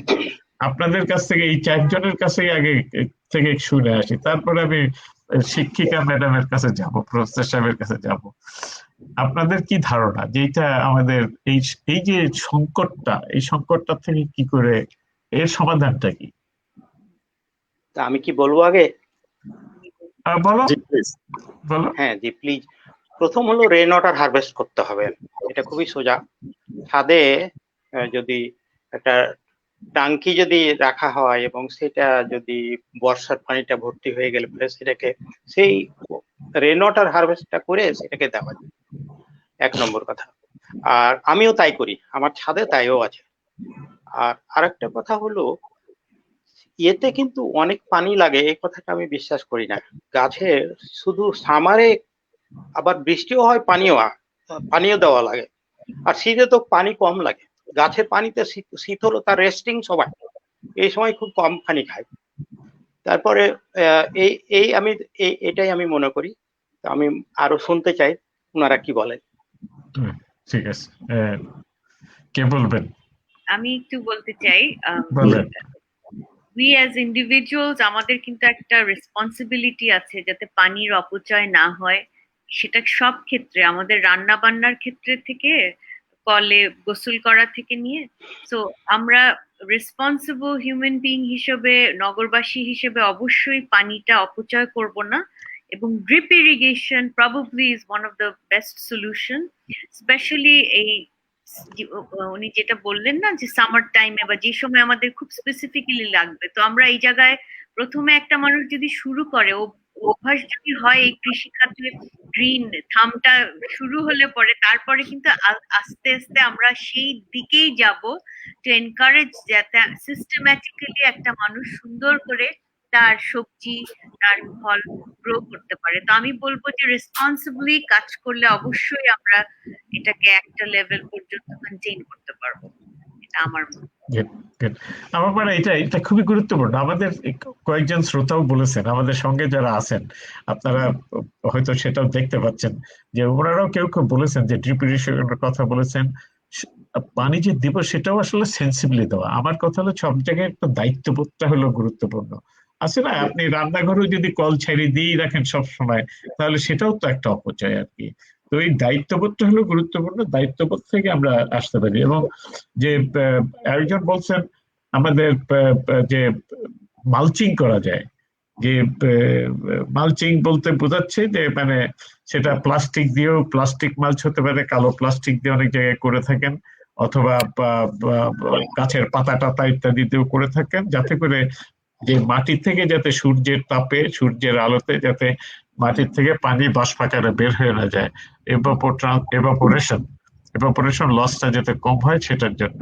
তো এটা যে মানে খুবই গুরুত্বপূর্ণ। তবে আমরা একমত যে ছাদ কৃষি বন্ধ করা যাবে না, কিন্তু ছাদ কৃষিতে পানির সদ্ব্যবহার করতে হবে, যাতে করে আমরা এই পানিটা শুধু ঢাকা শহরে নষ্ট হচ্ছে এটার জন্য নয়, আমাদের সারা দেশেই, সারা দুনিয়াতে পানি একটা প্রাকৃতিক সম্পদ, এটাকে রক্ষা করার দায়িত্ব আমাদের প্রত্যেকের। এটাকে মিসইউজ করাটা ঠিক না। যদিও মানে থিওরিটিক্যালি, তাত্ত্বিকভাবে এই পানিটা হারায় যাচ্ছে না, কোথাও না কোথাও থাকছে বিশ্বে, কিন্তু আমার কাছে যেটা ব্যবহারযোগ্য সেটা তো হলো আমি কোনটা পাই, কোনটা ব্যবহার করতে পারি, সেটা হলো গুরুত্বপূর্ণ। তো যাই হোক, এটা নিয়ে আমরা একটু আর একটু বক্তব্য ছিল যে আমি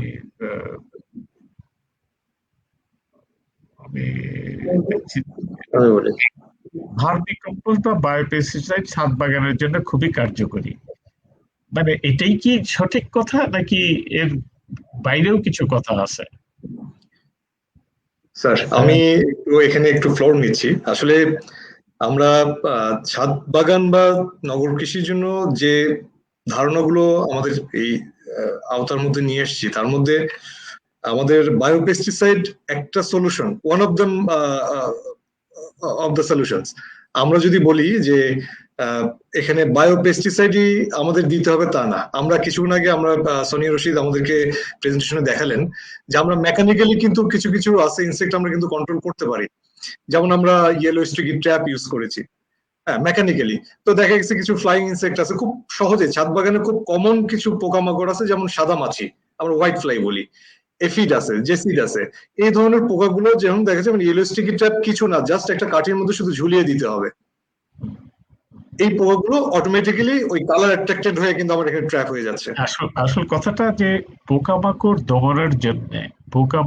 দমনের জন্য এই যে তথাকথিত পেস্টিসাইড যেগুলো আমরা অভ্যস্ত 60-এর দশক থেকে, যেগুলোকে আমরা ক্ষতিকারক বলে থাকি মানুষের জন্য, সেইটার পরিবর্তে অনেক কিছুই আছে সহজেই ছাদ বাগানে করতে পারি। একটা বলছেন আমরা অনেক পোকা আছে হাত দিয়ে ঘষা দিলেই আমরা ইয়ে করে ফেলতে পারি। আমরা অনেক পোকা আছে সাবান পানি দিয়ে একটু গাছটাকে ভিজাই দিলে পরেও আমরা হতে পারি, এরকম এফিড বা এই জাতীয় পোকা। অনেক পোকা আছে আপনি ইয়েলো, ওই যে বলছেন যে ইয়েলো আঠাওয়ালা স্টিকি ট্র্যাপ বলছেন, আঠাওয়ালা হলুদ যে কাগজগুলো আছে, পোকা উঠতে গেলে ওখানে গিয়ে মানে আটকে যায়। আবার আমার বারান্দার বাগানে এটা আমি খুব ঘন ঘন ব্যবহার করি। এরকম মানে অনেক উপায় আছে যেগুলা আসলে আমাদের এই পেস্টিসাইড যে এগুলা দেওয়ার প্রয়োজন পড়ে না। ইভেন যে আমরা বোটানিক্যালস বলছে হয়তো ওটারও দেওয়ার দরকার লাগবে না। মানে এখানে স্যার আমি আর একটু অ্যাড করতে চাই, যেমন আকলিমুন্নেসা ম্যাডাম একটা প্রবলেমের কথা বললেন যে আমার এখানে মিলিবাগ। তো আমার এখানে ছাদ বাগানে কিন্তু আরেকটা বড় চ্যালেঞ্জ হচ্ছে আমাদের মিলিবাগ এবং অ্যান্ট বা পিঁপড়া। এটা কিন্তু ইন্টার রিলেটেড, দুটো কিন্তু কোরিলেটেড এবং একটা আরেকটার মানে আমরা যদি বলি যে সিম্বায়ন, যেটা আমরা শব্দটা ব্যবহার করি, একটা আরেকটার উপর নির্ভরশীল।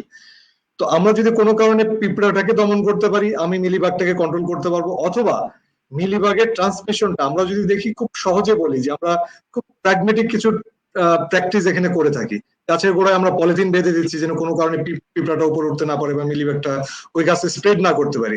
তো এই ধরনের টেকনিক গুলো দিয়েও কিন্তু আমরা ছাদ বাগানে আমাদের এই প্রথম দিকে সোনিয়া রশিদ একটা কথা বললেন যে আমরা প্রথমেই রাসায়নিক যে ইয়েটা আছে দমন পদ্ধতি সেটাতে যাব না যতক্ষণ না পর্যন্ত আমরা মেকানিক্যালি তারপরে হচ্ছে আমাদের প্র্যাগমেটিক সিস্টেম অথবা আমাদের বোটানিক্যাল দিয়ে আমরা কন্ট্রোল করতে পারি।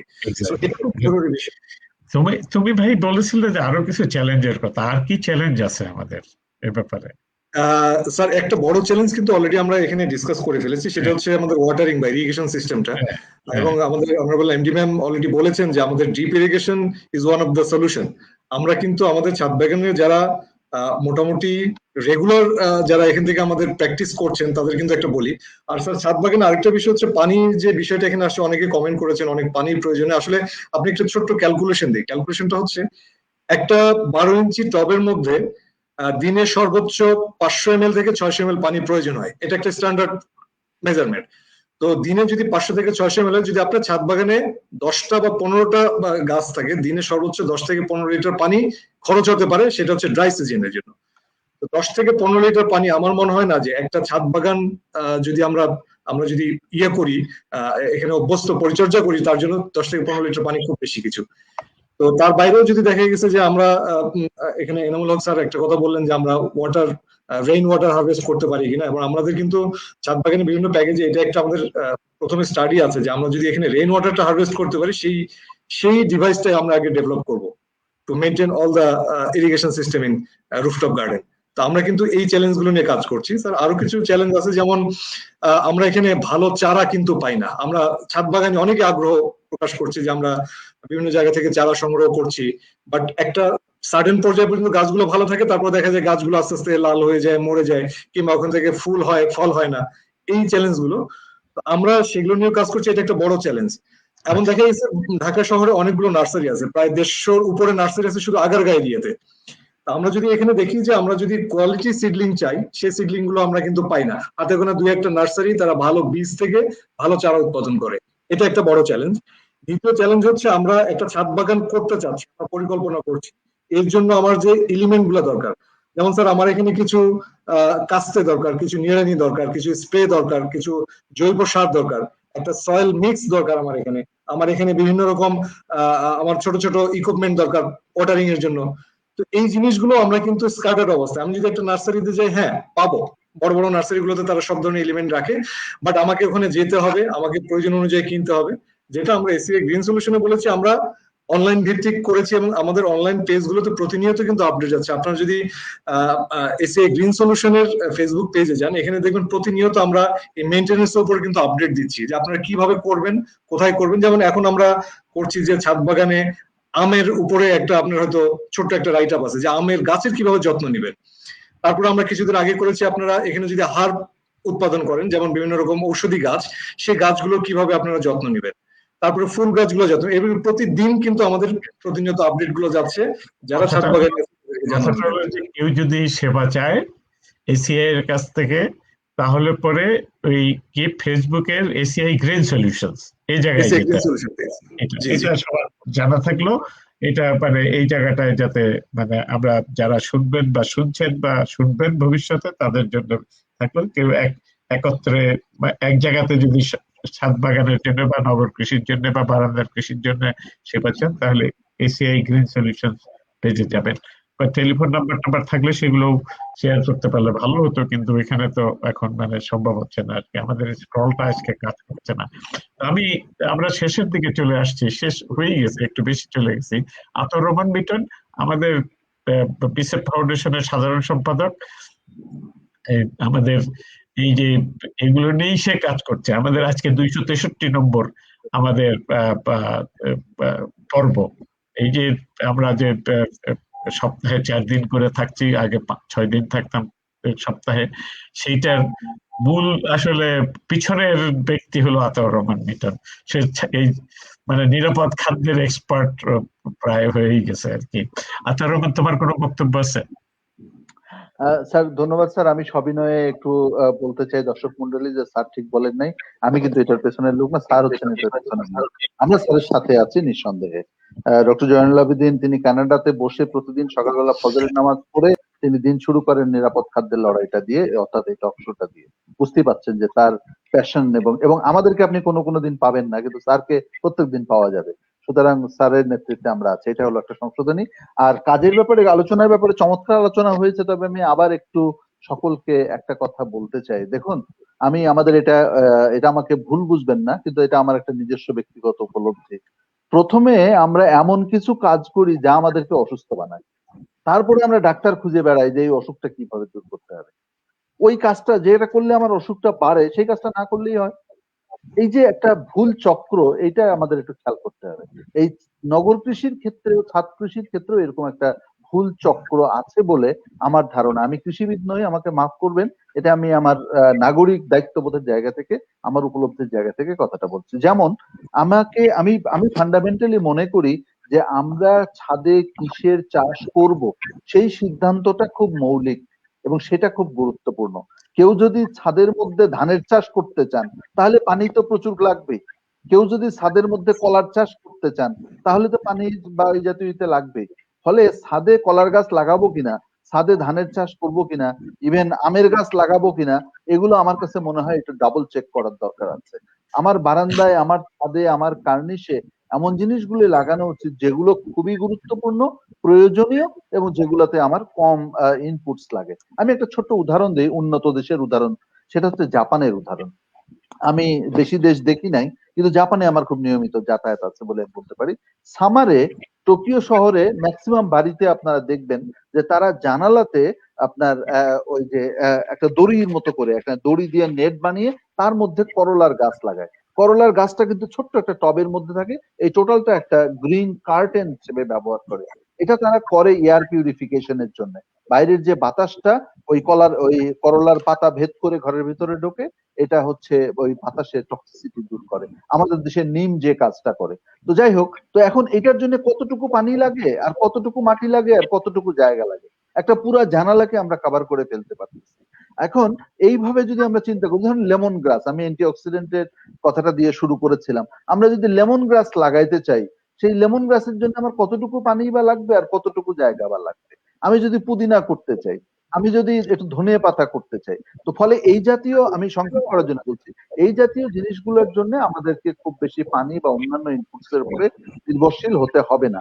আমরা যেন জমির যে কৃষি, এই জমির কৃষিটা যেন জমি থেকে ছাদে নিয়ে যাওয়ার পরিকল্পনাটা না করি, সেই জায়গাতে আমি একটু সকলকে সতর্ক থাকার জন্য অনুরোধ করছি। আমাদের অবস্থা বুঝে, ওই যে আয় বুঝে ব্যয় করো বা cut your coat according to your cloth, যে কথাটা ছোটবেলায় শিক্ষক মন্ডলী আমাদেরকে শেখাতেন, সেই জায়গাটায় আমাদের স্পেস বুঝে, আমাদের ওয়েদার বুঝে, আমাদের বাস্তবতা বুঝে আমাদের চাষাবাদ পরিকল্পনা করতে হবে। সেটা আমি শখের জন্যই করি আর প্রয়োজনের জন্যই করি। পরিকল্পনার ক্ষেত্রে স্থানীয় বাস্তবতাটা বিবেচনায় নিতে হবে। আমার মনে হয় তাহলে অনেক কিছু সহজ হবে। Thank you sir. শেষের কথাটা খুবই গুরুত্বপূর্ণ, যে বাস্তবতার ভিত্তিতে আসলে আমাদের বাস্তবায়নের কথা দরকার। আমাদের পরিকল্পনা বলি যাই বলি সেটা মানে বাস্তবায়নের ভিত্তিতে যেতে হবে। ফলে এসিআই এর যে সোনিয়া আমাদেরকে বলেছে আগে, তারা মানে এই যে ডেটা কালেকশন, যে নিড এটাকে ঠিক করে তার উপরে ভিত্তি করে তারা এটা রিকমেন্ডেশন করছেন, সেটা খুব ভালো কথা। আর এক ভাই বলছেন যে আমি বাগানে পানি দিব, অথবা সেটা বারান্দার বাগানেই হোক বা ছাদ বাগানে হোক, আমার তো রান্নাঘরে অনেক পানি আমরা ব্যবহার করি, সেই পানিগুলোই যদি জমা করে নিয়ে সেগুলো দিয়ে যদি ব্যবহার করি আমার সেচের জন্য, তাহলে তো আমার অনেক পানি অপচয় থেকে আমরা বেঁচে যেতে পারি।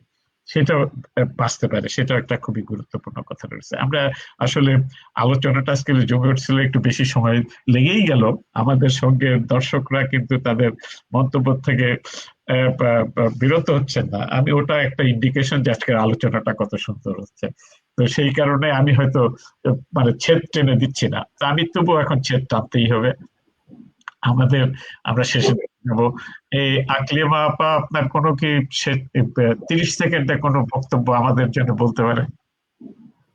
ধন্যবাদ আমাকে আবার সুযোগ দেওয়ার জন্য। আমার একটু বলার ছিল পানির ব্যাপারে।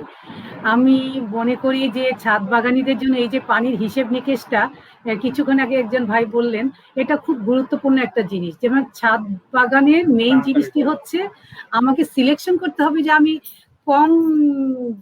অল্প জায়গায় কিভাবে প্রয়োজনীয় জিনিসগুলো লাগাতে পারি, নাম্বার 1। নাম্বার 2 হচ্ছে আমরা কিচেনে অনেক পানি ইউজ করি, যেমন ভাত প্রতিদিন আমরা বাঙালি ভাত খাই, ভাতে যে চাল ধোয়া পানি, এটা গাছের জন্য অনেকটা উপকারী এবং প্রতিদিন আমরা এটাকে সঞ্চয় করতে পারি, প্রতিদিনের কালেকশন এটা। নাম্বার 1 হচ্ছে ভাতের চাল ধোয়ার পানি রাখতে পারি, মাছ গোশ যেটা আমরা রান্না করি সেটা ধুয়ে সে পানিটা আলাদা করে রেখে দিতে পারি। তারপর হচ্ছে থার্ড হচ্ছে আমাদের ভাতের মার, এটাকে আমরা জমাতে পারি, তারপর 2-1 দিন জমিয়ে পানি দিয়ে পাতলা করে তারপর এটা পানি গাছের উপকারে একটা কাজে লাগাতে পারি। সো কিচেনে আসলে ওয়েস্টের অনেক জিনিস আমাদের গাছের জন্য উপকারী, এবং পানির যে হিসেব নিকেশটা, ঢাকা শহরে পানির হিসেব নিকেশ করাটাই আসলে এটা একটা স্বাভাবিক সাধারণ ব্যাপার, কিন্তু একটা জিনিস করতে হলে আরেকটা জিনিসের ছাড় দিতেই হবে। আমি যদি গ্রিন হাউস এফেক্ট থেকে নিজেকে রক্ষা করতে চাই, বায়ুমণ্ডলের যদি চেঞ্জ চাই, তাহলে তো আমাকে গাছ বিদ্যা বা গাছ বাগান করতে হবে, এবং সেখানে পানির হিসেব নিকেশ শুধু হিসেব নিকেশ নয়, এটা যত্নের সঙ্গে ব্যবহার করা খুবই প্রয়োজনীয়। আমাদের তো শুধু সব ধর্মে আছে যে আমরা অপচয় করব না, অপচয় কোথাও লেখা নেই, প্রয়োজন যতটুকু লাগে ততটুকু করা উচিত, এবং প্রয়োজনের সঙ্গে সঙ্গে ছাদ বাগান থেকে থেমে থাকা যাবে না।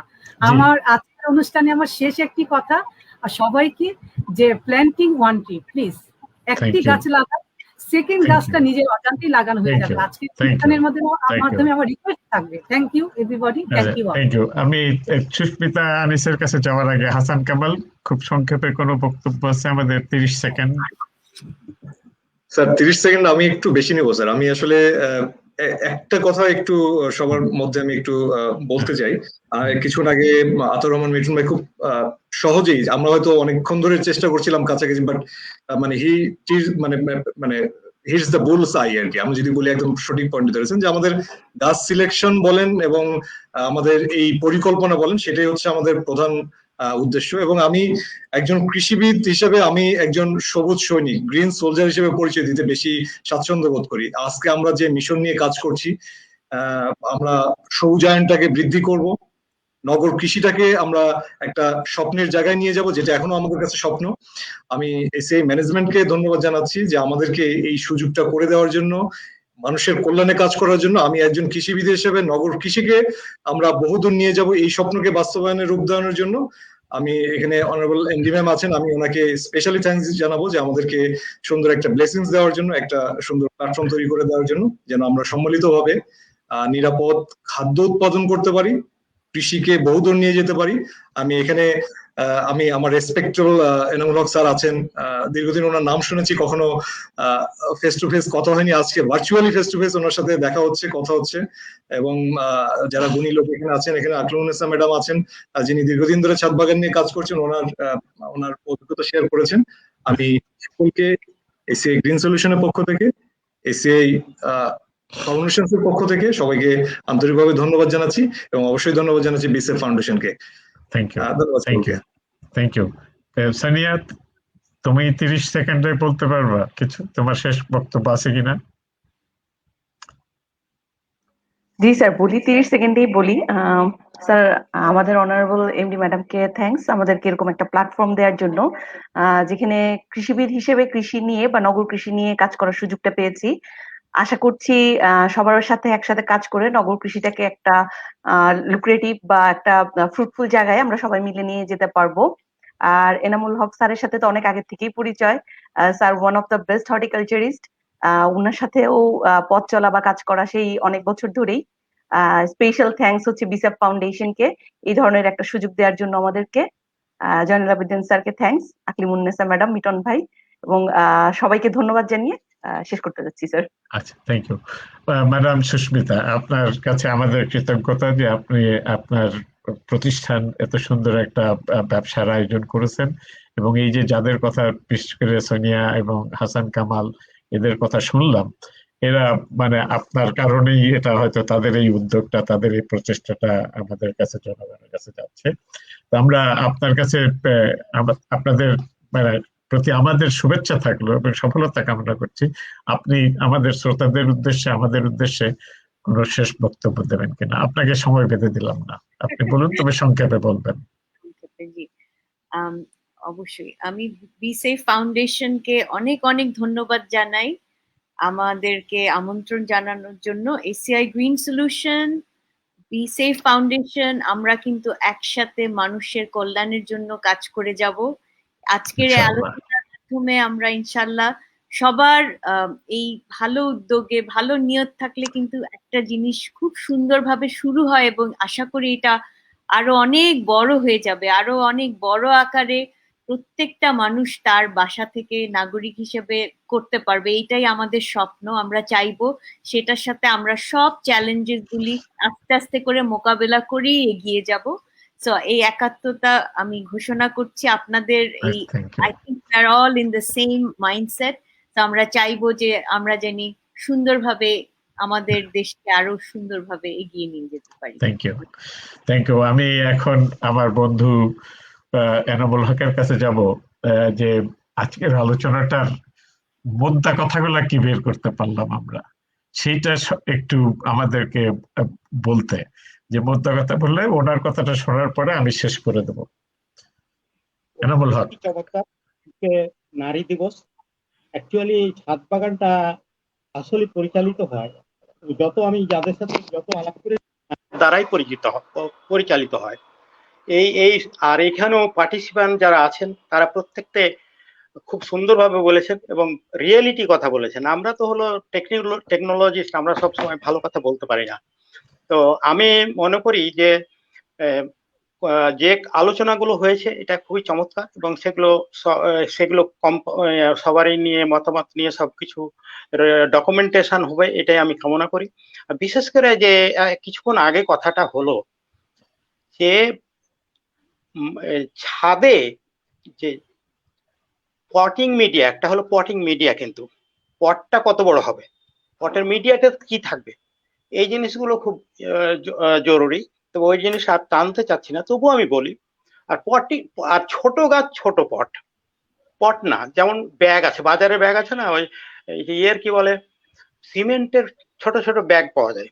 ছোট গাছে ছোট বড় গাছে বড় বড় ব্যাগ, এবং 6 মাস 9 মাস পর পর এইসব পটিং গুলো, মিডিয়া গুলো পরিবর্তন করতে হবে, এতেই সফলতা আসবে। আর আমি আর কিছু বলতে চাই না, অনেক কিছু বলার ছিল। তো সুতরাং আপনাকে অনেক ধন্যবাদ। তোমাকে একদিন তো তোমাকে তো পাওয়া যায় না সহজে, ব্যস্ত মানুষ। তোমাকে একদিন আমরা 1 ঘন্টার জন্য তোমাকে নিয়ে এসে তোমার কথা শুনবো আমরা ইনশাআল্লাহ। এই নিরাপদ কৃষি নিয়ে, এগুলো নিয়ে আমাদের যে আন্দোলনটা, সেটাকে নিয়ে আর কি তোমার কথা শুনবো। কিন্তু আজকে যেহেতু সময় শেষ হয়ে গেছে, আমরা আসলে প্রত্যেক মিটিংয়ে, প্রত্যেক দিনেরই আমাদের এই কথাটা রিপিট করা লাগে যে আজকে যে কথাগুলো হলো আমরা সময়ের কারণে শেষ করতে পারলাম না, আরেকদিন আমরা শুনবো। এটা প্রত্যেক দিনই বলছি। অর্থাৎ আমরা যে আসলে অনেক কিছু আমাদের বলার আছে, অনেক কিছু জানার আছে, এইটা আসলে এটার দ্বারা প্রতীয়মান হচ্ছে। ইনশাআল্লাহ আরেকবার হয়তো আপনাদের সবাইকেই পাবো, আপনাদের কাছ থেকে আরো একটু ভালো করে শোনার জন্য, আরো যাতে গভীরে ঢুকতে পারি, সেটা শুনতে পারি, এবং যার দ্বারা জাতি উপকৃত হয়। আমাদের মূল লক্ষ্যটা সবাই মিলিতভাবে সুস্মিতা আপা খুব সুন্দর করে বলেছেন, আমরা একসাথে থাকবো, একত্রে যুদ্ধ করব। এই যুদ্ধে সামিল হওয়ার জন্য আমরা আপনাকে আপনার দলকে আমরা ধন্যবাদ জানাচ্ছি। এবং আমরা আমাদের যে সাথে আমাদের যারা ছিলেন সবাই খুব সুন্দর করে বলেছেন। এবং ইকবাল ভাই কবিতা করে করে বলেন, কবি ইকবাল আহমেদ, উনি একজন কৃষিবিদ, কিন্তু আসলে উনি 2 লাইনের কবিতা লেখেন সবসময়। ওনার 3-4 লাইনের কবিতা খুব রেয়ার। তো কিন্তু মানে অনেকগুলা কবিতা আছে, আমি মানে হয়তো এখানে উনি বলছেন এসিআই এর সেবা ও ব্যবসা ছাদ কৃষিতে জাগায় আসা। তো এটা এসিআই এর জন্য শুধু নয়, আমার মনে হয় যে যারা আরো সেবা করছেন, কিন্তু একটা জিনিস গুরুত্বপূর্ণ শব্দটা উনি ব্যবহার করেছেন, সেবা, ব্যবসা। এসিআই এর সেবা ও ব্যবসা, উনি দুটাই ব্যবহার করছেন।